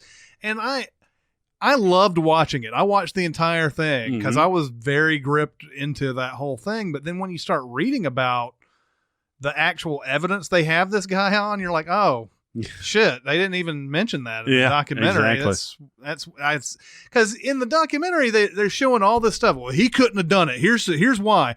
And then they'll go to court and everything. And then they'll talk to the family members afterwards. And they're like, nothing in that courtroom today changed my mind that he's the killer. And you're like, well, what a dickhead for not, you look at the family members and go, what dickheads for not believing this, and then you're like, oh, the reason why they don't believe it is because of the other evidence that they're not showing. Yeah. Well, and there's also that whole, philosophical discussion about whether you can even observe something without changing it. And you put a camera down in front of somebody's face to interview them, whether it's a documentary or you're shooting a studio movie, are they going to be real? Are they going to turn something on or off for the camera? Right. So, I'm always skeptical every time I watch a documentary. I prefer the ones that don't have heroes and villains, like Man on Wire, that kind of thing, where I can just, generally look at one person's retelling of a historical event. But then even King of Kong, which is fantastic, by the way, there's a clear attempt at a hero and villain. And, there's too much he said, she said. I don't want that so much, guys. I'm not really ever going to believe anybody. Another one I really love that I've mentioned a bunch right here. I'm stealing all the thunder. Is the Hoop Dreams? Oh yeah, which again it follows two basketball stars from teenage years through their attempts to make it as a basketball player. I think it stretches over 4 or 5 years. But again, it's not asking me to draw a conclusion about heroes and villains, right? I'm more just watching these kids grow up and getting used to them and hoping for them and whatnot. Those are the documentaries I prefer. All right. One of the ones that I mentioned when we were doing the 2010 review was Exit Through the Gift Shop. Yeah. And nobody is less plugged into the world of street art than I am. I know it's shocking. It may be a surprise, but so Banksy has been this folk hero, this English folk hero for years and years and years. He's done these very detailed, very original, very distinctive street murals. And the way that they do this is fascinating. This they have to wait until a certain hour and they have to do it quickly, but they have to do it meticulously. And they've got all these crews and they've got everything planned out to the T, and especially the great ones like Banksy and Shepard Fairey, who's featured prominently in this too. This is a terrific film. Now, there's some controversy on whether it's a documentary or not because it's directed by Banksy. He is such an unpredictable artist that some people are thinking that he set this eventual fall guy up as either like an alter ego of him or whether it was all just a stunt or anything. Regardless of how you watch this movie, it's really, really good. Yes. It's fascinating because it gets Shepard Fairey and it gets Banksy involved in telling the story about how street art kind of gained its footing in after the turn of the century and how it's evolved, how it's gotten into mainstream culture. I think a Banksy or some I think a Banksy, a piece of art, just sold for several $1 million just recently. Jesus. And it's really, really cool. So it's told from the perspective of this guy, Terry Guetta, who is this rabid documentarian. Like, he tapes everything from early adulthood on. He's always got a camera on. And, he's got these thousands and thousands of tapes, and he follows street artists. And he eventually meets Banksy. And as it goes along, he says, well, you know what? I want to be a street artist too. I'm cool. And eventually he co-opts all of the OG's characteristics and opens his own show, this crazy show that has way too much space and way too much publicity. He has this awful nickname for himself, Mr. Brainwash. Yeah. And he basically purports himself to be one of these people, but he hasn't paid their dues. Or he hasn't paid his dues. And by the end of it, nobody's really even mad at him for it. Mm-hmm. Banksy, who's shot like in silhouette because he doesn't want to give away his identity, is just saying like, I don't know, maybe, I guess, maybe this is good. Maybe this is what art is now. Mm-hmm. There's a guy that's saying like, I don't know, maybe the joke's on me. Maybe the joke's on him. Maybe there's just no joke. Yeah. But it's fascinating. It would classically be categorized as a documentary, but there's a lot of different layers to it, but it's definitely a recommend. Yeah, definitely. I haven't seen it. Banksy can go suck it.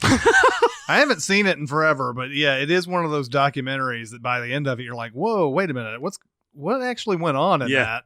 There's a lot of people who really don't know whether or not to call it a documentary, but after all that. And even if it's not, it's still, in fact, especially if it's not, it's even more entertaining. That's why I really, really like the way that this is presented. And the more I kept reading about it, the more I liked it from different angles. Yeah. Now, we're talking about even-handed and everything like that. The most even-handed documentary I may have ever seen is Capturing the Freedmans. Mm-hmm. Now, I haven't seen this in forever, so maybe I watched it with a different kind of lens, but the idea is it's this family who they're being accused of having these like little classes with these kids who came over to their house, and they are now being accused of sexually abusing them. The family, the Freedmans, actually sort of let this documentary crew into their lives, and they're showing them videos and all this other stuff. They're like really able to get into their lives and everything. So you get one side of it where they're like, we didn't do this and all that. And then you have the people who are like way older now, and they're like, they took me into this other room and this happened, and they showed me pornography and all this other type of stuff. So you hear that part of it and you're like, oh, okay, well, they must have done it. Then you'll get to some other person who went to those same classes, and they're like, it was just like any other computer class that I've ever been to. I went there, we took classes, and then everybody went home. I don't know. I didn't see anybody leave the class and go anywhere during the entire time I was there. And so it the whole time you're just sitting there going, did it happen or not? Does it come out definitively? I can't remember, actually. I know that makes this. Man, I know that. No, actually, that's a good reason to watch it. I think that makes that might be bad of me to remember. I think that it does come out and say that they probably did this. But I'll have to watch it again. I can't remember because all I remember watching it was going, I didn't know if they did it or not. They didn't really have it. There was no definitive answer or whatever. But the case against them was apparently strong enough that they had to go through all the trials and everything of it. But that is a fascinating documentary as well. And I would recommend it, even though it has some pretty heavy subject matter there. I don't think it ever gets to the point of like, oh, I just can't watch this. It's not like that. I haven't watched this, but I'm going to bring up a documentary that I very badly want to watch and haven't been able to bring myself to yet. That tickling one. Oh, me too. Because same thing. From what I've read, he didn't realize when he started what kind of a weird world he was going to find, because there's a whole underbelly to tickling fetish. Yes. No pun intended. No. But like criminal, like intimidation stuff, and the trailer is crazy enough. Yeah, and I think it's going to be a really uncomfortable watch, but I'm fascinated by the idea of what it is. I just don't know if I haven't pulled the trigger yet, but I'm very curious. It's amazing probably how many people you walk amongst that have some sort of weird underworld life. I think you make a whole documentary about tickling. We're probably passing those people in the mall somewhere. Well, they just busted a church in Madison that was a sex club. No, of course it was. Registered as a church to get away with some tax breaks or something. Really? Yeah, the police raided the thing and arrested a bunch of people. And I'm just like, well, I probably, pass that guy in the aisle at Kroger, You can go and get carried away with that kind of thing, though. If you start kind of wondering about the strangers you pass in life's secret might be. You'll be like me. You'll come up with a story for every single one of your neighbors. Oh, for certain. Like, I'm positive the guy across the street from me is a school teacher, but I don't have any evidence. I have seen him come home at 3:00 too many times on weekdays, and he plays in a band and gives music lessons in the evening and on weekends. So I assume he works at a local school and is the band or music director. I make up stories for all my neighbors like this, and some of them have dark stories. I'm not gonna lie, but they all have fun nicknames. Oh yeah, I got Old Man Winter, I got Teen Mom, I got Trash Family Robinson, I got Jesus Freaks. Yeah, I got nicknames for all my DC Talk lives next to you. Yeah, absolutely. So these are the only nicknames I use when I'm talking to my wife. I don't actually call these people these names to their face. Yeah, you have to be careful about that. I'm sorry. Again, I've gotten us derailed. Well, no, I think we all want to see that tickling thing. Well, and I still need to see, as if we're also bringing up stuff we haven't seen, I still need to see all the 7 Up and 14 Up and all those movies. Michael Apted did all of these, and he's gotten all the way to 56, I believe. Think so. Mm-hmm.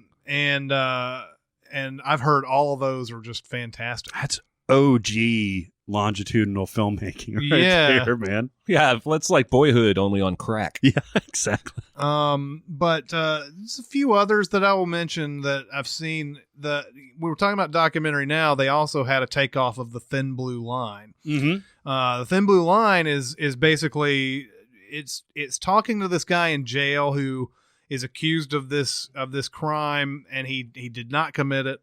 And then there's another guy who they think did it, but he's in a jail for a different crime. Uh-huh. And so it's just a bunch of interviews about what happened that night. What were they doing? And it was, something about driving to a drive-in theater, and then something happened where they were, this guy picked up this guy and all. It's like a really complex kind of series of things that happen. The Thin Blue Line is really important as far as documentaries are concerned, because they actually got that guy out of jail because of the documentary. Wow. Because the dude that they have for another crime sits there and basically admits what he did. Of course, documentary now takes a great look at this. Fred Armisen plays the guy who didn't do it, and he's just okay with it, it happens sometimes. But the guy who actually did it, it's so funny that by the end of it, they're like, you're totally gonna go to jail for this crime now. Why? Oh, because of all those things I said, right? What else? Is there anything else? I would probably mention my love for March of the Penguins. Oh, yeah. Which I don't think has too much of an agenda. I like that, Morgan Freeman narration. And I like animals and penguins. No, I mean, those are fun. Like the ones that don't have any agendas whatsoever. One of my favorites is Jiro Dreams of Sushi. Oh, yeah, that's great. And it's this wonderful sushi chef, and of course in documentary now they also do a parody of this called Juan Likes Chicken and Rice. Yeah. Yes. And it's much more, and it's ripe for parody. That might be their funniest one. Oh, absolutely. That might be their funniest one. I mean, they travel. It's in the middle of a rainforest. Yeah. People have to travel. It's these hipster couples that are traveling for 6 days to get to this thing, and all they serve is chicken and rice. But each grain is picked out specifically, and like they have to bury it and like smack it against a tree and shit like that. But Hero Dreams of Sushi is kind of that way. He's got the most exclusive sushi restaurant in the entire world in Tokyo. And he's meticulous. Everything about this, from the rice, from the fish, the quality that he demands, and the way that it's done is just impeccable. It's like at the top level, and the restaurant only seats like 10 people, if that. And the documentary, have you seen this? The documentary goes about him trying to train his son to do this, and to one of his sons. He's got another son that opened another restaurant, and it puts a lot of pressure on him. And you could see this man's drive for perfection, and then his son's kind of quest to do the same thing, even though he doesn't have the innate talents. It's really, really fascinating. Yeah, it's great. And definitely watch the documentary now version of it, too. I'll be doing that this evening. Yeah, yes. Hero Dreams of Sushi is one of those that you're very hungry watching it. Yes, you are. It makes everything look so amazing in that. And you're talking about like the how much he goes through and everything. They show going to the market and making sure that they're getting the right fish and everything. And there's like these exacting standards. There's something fascinating and something interesting and entertaining about watching, I don't know, perfectionism being shown that way. And he's not an asshole. No. He's not shown as like a Gordon Ramsay type, even that exaggerated thing. He is just focused. Yeah. He's hyper-focused, and he's like, this is how it's going to be. If you're going to get a piece of nigiri from me, then it's going to be like this. And it is fascinating to see what kind of standards you can set for something as simple as sushi. Yeah. All right, so we're going to do some Q&A? Let's do some Q&A. Question. I got something to say. I want the truth. I am listening. Okay, here's a listener question. Do you have any film critics you respect more who seem to recommend according to your tastes, or who gives enough just info to make a review useful but not spoiler-laden? Man, I don't read critics anymore. That's a change, isn't it? Yeah. We all used to read. Right. I've mentioned Jim Ridley before. I used to read a lot of his stuff in Nashville Scene, even though I went away from that after a while too, though. I mean, I loved reading his reviews, but a lot of the times it was because I was at a theater that just happened to get Nashville Scenes in, and I would like, oh, what did they say? Free. Yeah, they're free. And you're like, oh yeah, what do they say about these movies and everything? And so it was always interesting to read those. But over time, I just don't have anybody that I read anymore. I used to have fun going to Rotten Tomatoes and reading the Armond White stuff. I think we brought up Armond White before, who's obviously the designated critic troll on the internet. I would always read those for fun, but obviously no respect for whatever he said about any movie. And there really isn't anybody anymore. Like I used to watch the Siskel and Ebert show whenever it would come on. And obviously they have passed on. And I used to read the Ebert site when he used to write for that and everything, and he used to read that. So I mean, those were the ones, but as of now, nobody. Well, then that's because for the most part, Rotten Tomatoes does a good job if you know how to look for and interpret the right numbers. I'd rather get an amalgamated review that way and tell me how many liked it or didn't, and then tell me out of those who liked it, the average rating was this out of 10. Has consistently provided me good advice. And I don't really want to go to any one source anymore to read. But back in the day, pre-internet days, I used to read the USA Today reviews all the time, or the Entertainment Weekly reviews. But now it's much more instant. There's a lot more data. But I'm going to win some points and say Aaron Dicer. Right? Now, here's very good. Not just because he's my friend, and he does reviews on YouTube, your movie friend, and he does reviews on television in his Springfield, Missouri market every Saturday. His YouTube reviews here's why I like Aaron. He doesn't spoil the movie, and he doesn't tell you whether or not you're going to love it. Yeah. He gives you 5 things about this movie that you may want to know going in. But maybe the best thing about him is that he does not feel compelled to be loud and showy and ebullient and like, some of those YouTube reviewers will be like, this movie is awesome! Like things on the screen flash up. And Aaron will be like, I really enjoyed this. Yeah. And, because he and I have known each other so long, I know his taste, much the way I do with Chris. I would recommend from Aaron is going to get me to watch, just like a recommend from Chris would. So for me personally, and I don't go to the theater a lot anymore, but when I'm trying to decide if I want to see something in the theater or wait or what have you, I'll go watch one of his reviews because he's not going to ruin the movie for me. He's not going to give me bullshit, pumped up emotion, fanboyism. Pretty even-keeled guy. So. Yeah. What I like about those things is he'll give positive and negatives and the mediocre things. Yeah. And we'll say if something, in fact, I just watched the Pirates of the Caribbean one that he released last Dead week. Men Tell No Tales? Yeah, and he was really trying to find something. In fact, at the beginning of it, he says this is a bad movie, but I'm going to end up defending it. And he found some bad stuff in there and some stuff that he liked, and it is very even-handed. I like it. I would say that A.A. Dowd for the AV Club is one of my favorites now, just because he writes, and actually a lot of the AV Club movie critics are pretty even-handed and they write really well, and that's what I want to read. This is why I really liked reading Chris's site when he was reviewing movies in New York. If you write really well, if you have good prose and you're able to communicate what this movie is, and then I can make up my mind of whether I want to see it.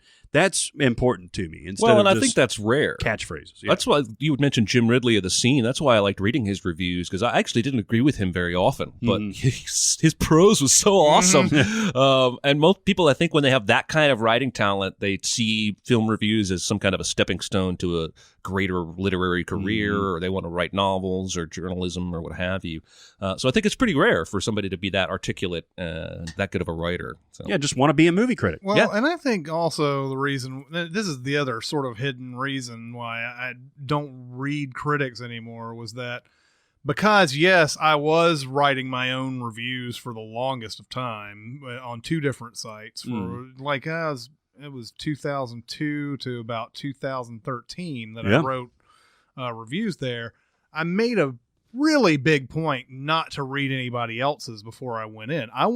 If I liked something and I wrote about it, I wanted it to be the true feeling I had about it. That's why I like you. If you find this ever, Lady in the Water has a great review. Yeah. Because it was the way I felt about it and everything. And of course, it was only after I wrote it and published it that I went to Rotten Tomatoes and looked to see it. And usually I was within the consensus on that. But occasionally there would be ones that I wasn't. And I was like, oh, okay, good. Well, I'm a different voice on this one. And I'm not being a troll either. Yeah, exactly. I didn't take a look and see what everybody else was saying and decided to go the opposite way. But that's the other reason, and especially now when we're in the Cinemasins mode and everything, I don't want to read what other people say about a movie before we get into it. I want to just be able to go into that completely organically. Yep. All right. Next question from the same listener. He gave us a 2-parter. A twofer. Are there any movies that affected you more strongly just by coincidence with what was going on in your life? For example, this person saw Big Fish during a time when his father was losing his battle with cancer. He couldn't rewatch that again for a decade. Understandable about that. What do you guys think? I don't know if there's ever been anything where I've been affected emotionally. I was going through some things at the time or whatever, and that movie sort of tapped into it. I do know that back in high school, as a junior in high school, I was trying to get into this. I don't know. It was some sort of club for nerds, basically. And it was almost like college because you had to do some embarrassing shit to get into this club. And really, honestly, looking back at it, I don't even remember the name of the fucking club. Why did we even bother doing all this type of shit? But you know what? It's almost like a holiday in high school where you get to go around and the seniors sit there and tell you, do this really embarrassing shit, and you do it, and you know, it's like, hey, it's a sanctioned thing in high school for me to do this right now. I had to like get up in front of the cafeteria and sing a song. I had to like rub one of the teachers' bald heads and say, "Oh, so smooth" or some shit like that. I had to do a lot of this nutty, weird shit. The night before this was all set to happen, I watched the movie Dazed and Confused in the theater. And Dazed and Confused has a whole like hazing section at the very beginning of it where the incoming freshmen, the girls and the guys have their own thing. The guys, of course, they're getting paddled. Yeah. And with the girls, it's like all this humiliating, like, you know, have a pacifier in their mouths and like getting mustard sprayed on them and like, you know, all this other type of stuff. And they have to like, you know, do this air raid shit and everything.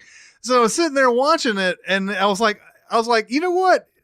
This is probably way worse than what I have to do tomorrow. and I feel completely okay about what I have to do tomorrow with all this shit.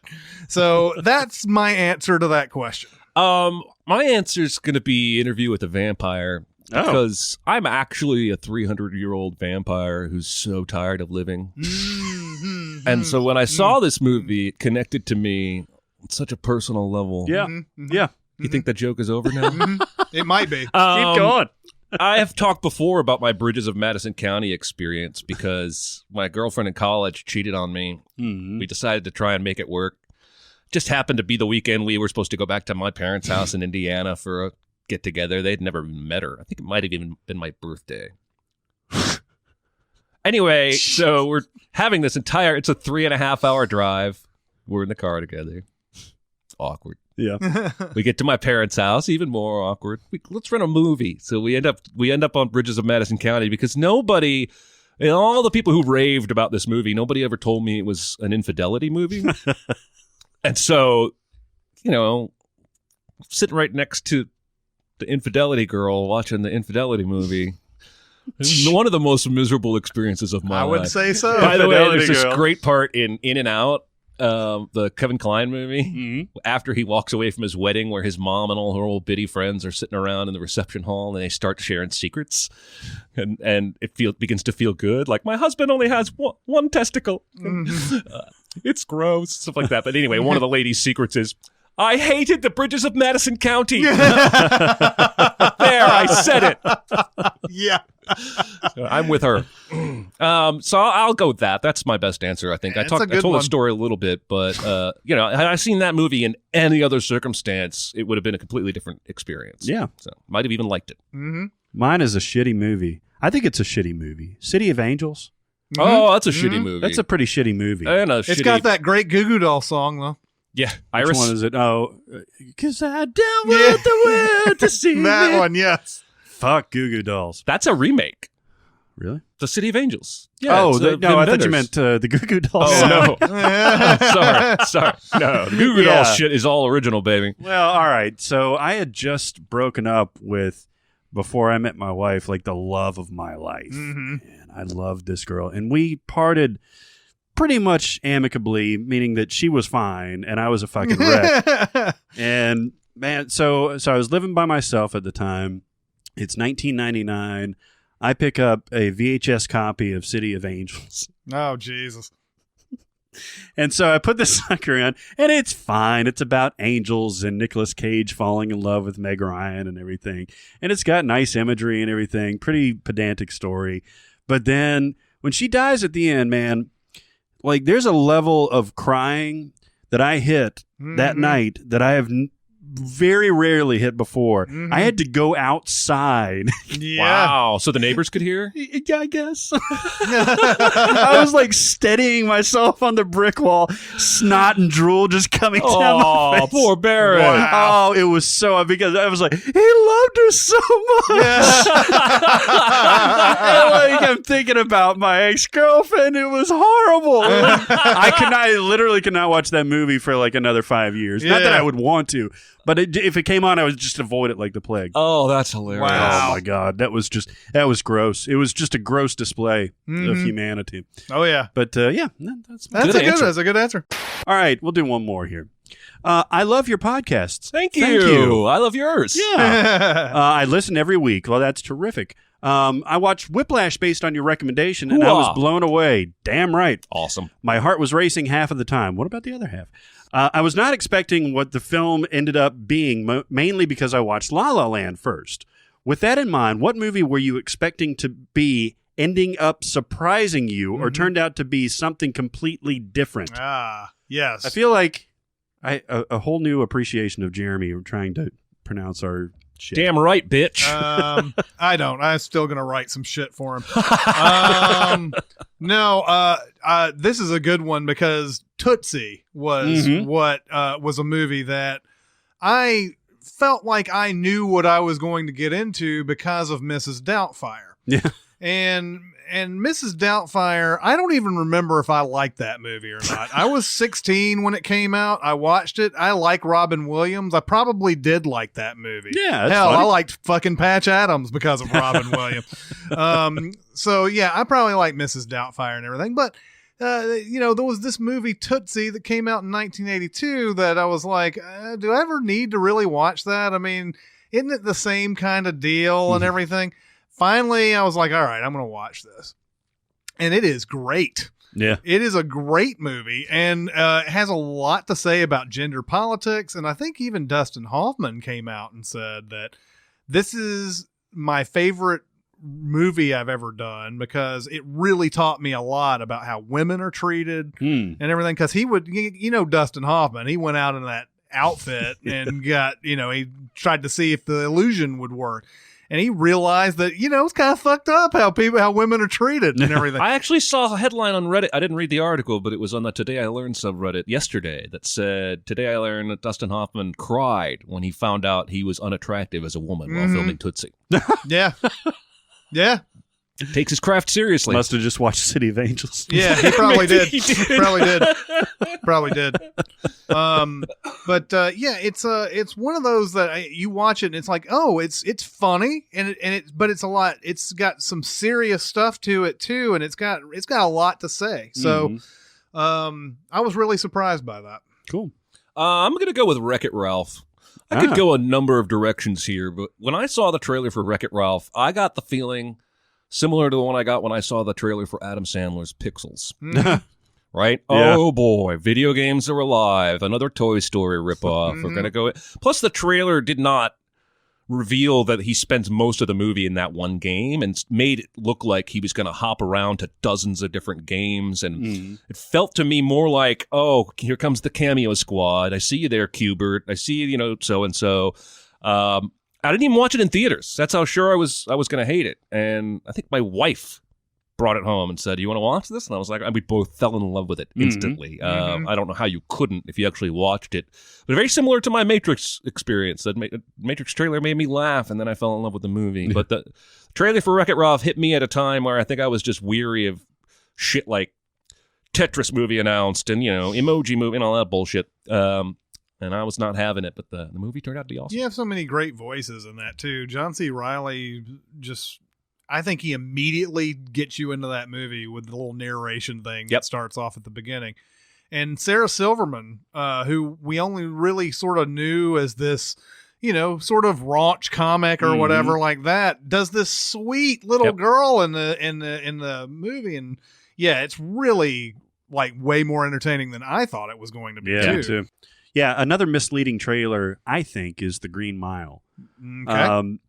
I went into this, I didn't know much about it. I went into this not having read the Stephen King. It's a novella that it's based on. Yeah, he came out with chapters like every month or something like that. Oh, that's how. And then that came then about. it finally like was one big book. That's interesting because it almost feels like that because you go through this and it's a really compelling drama about death row inmates and the guards that have to watch them, led by Tom Hanks. And it's just a great character-driven drama, but then it introduces this supernatural element to it that took me by surprise. Mm-hmm. Now, it works. It's awesome. And it's emotionally, Jesus Christ, you talk about crying at the end of a movie. It's an emotional whammy at the end. And the supernatural part of it makes it even whammier. Mm-hmm. Yeah. But I was not expecting that. As a matter of fact, the first time that they show John Coffey's abilities, it was shocking. It almost took me out of the movie. But then it grounds it because Michael Clark Duncan's performance really is good. Something. Talk about unexpected. His performance just came out of nowhere. Mm-hmm. We'd seen him in The Whole Nine Yards. We'd seen him in, just as the big, the thug almost before, the enforcer. And seeing this performance was just, it blew my socks off. Oh, yeah. So that was an unexpected one. That's a good call. Yeah. Good call. We're good. We're awesome. Sure Yeah. are. We are having a good time. How do you think older movies would have done in the March Madness movies bracket challenge that we just finished? You think that's a short one? Yeah. We could do a whole goddamn episode on that topic. Oh, that's no, true. we can answer it. Yeah. I'm just telling you, we still want to thumbtack that and come back to it. We don't have to go too deep into it. I mean, what is it? What do these old movies? How would they play in this room? Is really how that would go down.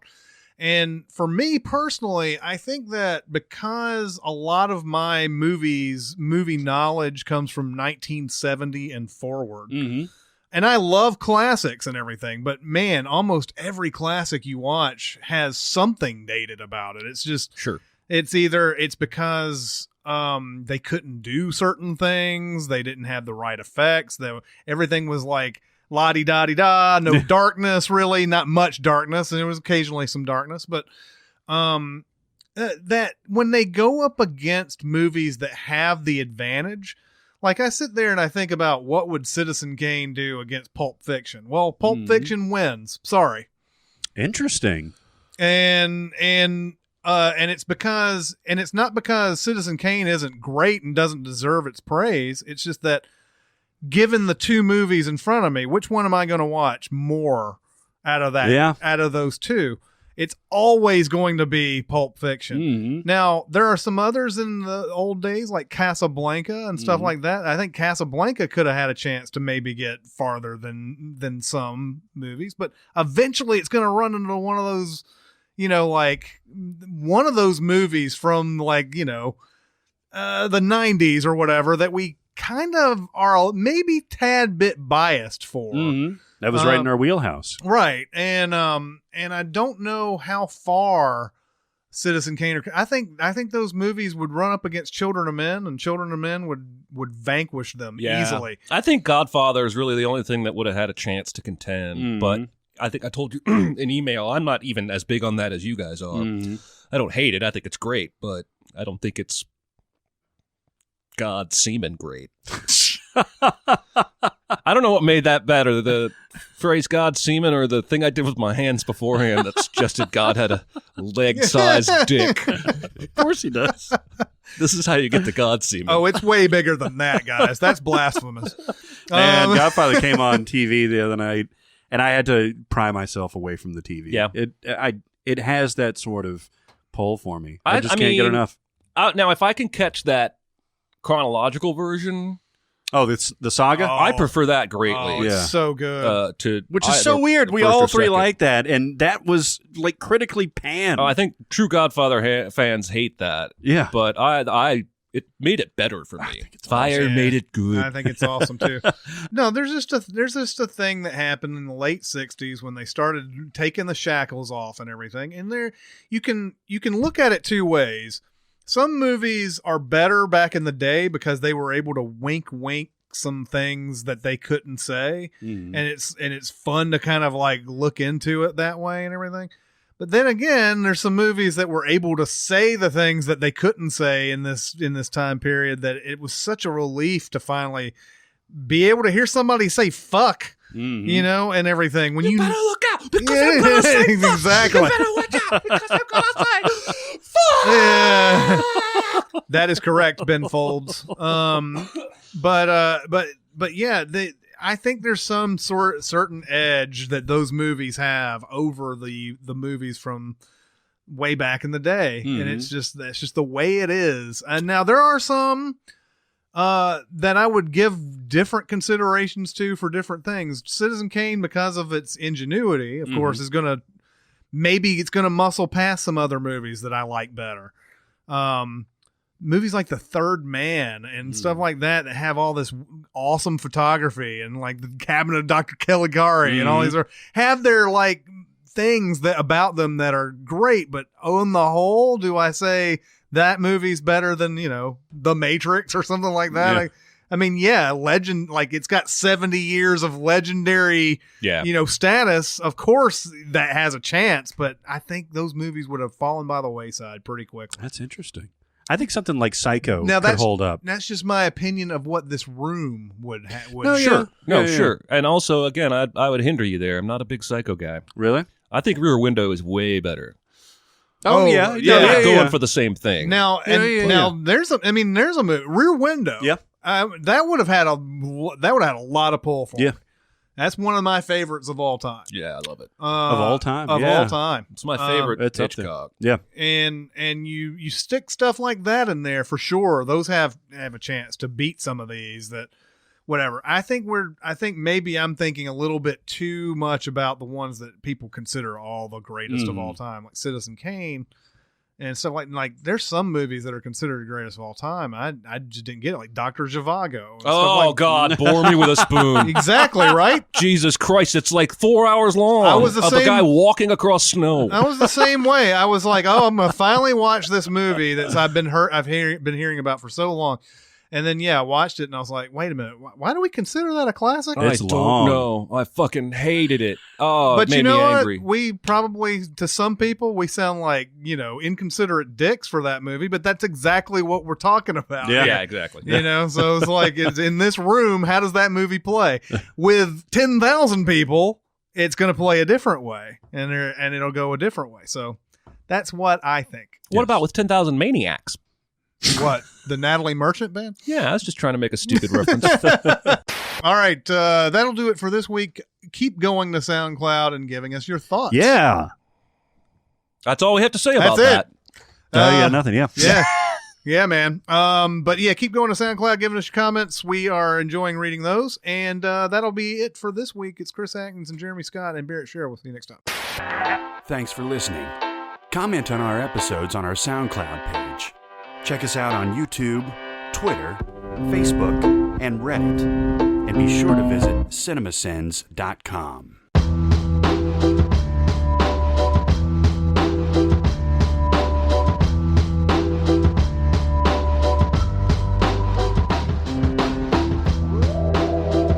Why'd you go that route this time, huh? Which one? Not saying anything after the sound I literally, my brain just went blank. That's what it's looked like.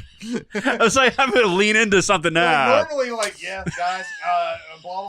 They're pretty cool shirts. Oh, they're awesome. I don't know. A lot of the ones, I don't like wearing the lap dance one. Yeah, I don't either. I do wear it under other shirts sometimes, but it gets weird looks. I do not want to just go out in public with that shit. And the other one is fine with just the normal logo and everything like that. But now I've worn it so much, you can see like the some of it peeling off. You can see your nipples. You can see your nipples. Yeah, well, you do want your nipples to show in certain circumstances. You do. Hey, I finally saw Edge of 17. Yeah. Oh yeah. Man. I don't know if I really like that movie. Oh, really? Wow. It was a lot sadder than I thought it was going to be. It's not a straight comedy. No, it's not even all that funny, except in certain places. I think it has lots of laughs, but it's much more dramedy than, something like Easy A, which is just going for straight comedy. Yeah. But she's great, right? She's terrific, Yeah. man. Mm-hmm. And I think when we were talking about this earlier, you said that some of the character transitions you didn't buy. Mm-hmm. Are you talking about her friend who just jumps ship and becomes this normal person and in a relationship immediately? Did I talk about character transitions in that movie? I think it was that one. Because I did talk about. Oh no, you were talking about that Colossal. Yes, I got it confused. But I didn't buy the best friend just completely fucking her brother. Well, I didn't. That's a thing that could happen, I guess. But then, like, she goes off into this other social circle, like the next day. Yeah, it was pretty immediate. Yeah. Like she wasn't like sort of like slowly introduced to everybody. It was just sort of like, well, I'm a popular kid now. Yeah, they went to a party. She's like, I'm going to play beer pong, and then that's it. She's gone forever. That's that same chick. I think Haley Lou Richardson, who's in Split. Oh, she's Clear, right? Yeah. She's same girl. Yeah. She's cute. She is. Haley Steinfeld, of course, is like the most attractive. Oh, yeah. Every single friendless person. Every single one of those movies, man. They get these just incredibly beautiful girls to be like, oh, yeah, people. Yeah, she's not popular. She's got an ugly jacket on. She's weird. We hate her. She's got a ponytail and glasses. As we've always referred to with the Not Another Teen Movie, man.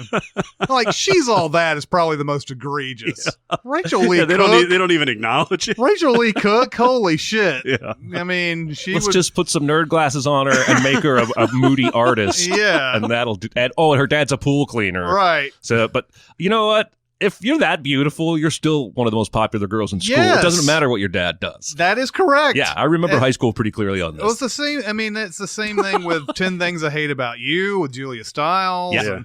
And it's like she's angry. Yeah. And feminist. Well, there's that big, really unbelievable montage where they're trying to set her up. Well, they're unbeknownst to her. I didn't know how this was ever going to work, but like they kept asking all these dudes, I guess, whether they date her or not. Yeah. And it was like horror. Like there was the one guy who's like a total doofus who's like screams when like you would be only so lucky, dude. And of course she's not going to go out with you anyways. So you don't have anything to worry about. By the way, that Super Friends What's Up outtake is the favorite thing I've ever made in my life. As soon as I got that idea, I basically woke up and had that idea before I got out of bed. I was like, oh, that old Super Friends video that took that What's Up thing. I got to do that as an outtake. And then, I mean, I probably could have spent another hour on it and tightened it up a little bit, but just having them all do it right when they crash into the museum, I just thought it was perfect. God, it keeps going to different shots. Super Friends, just all cool. And what's up? Batman gets two of them. One when he crashes in and one when he close up on his face. What's up? Yeah, that movie seems weird. It's weird. And so what's funny is that I called it obscure and I'm getting roasted for that, even though I literally had never heard about this movie in my life. It's not obscure?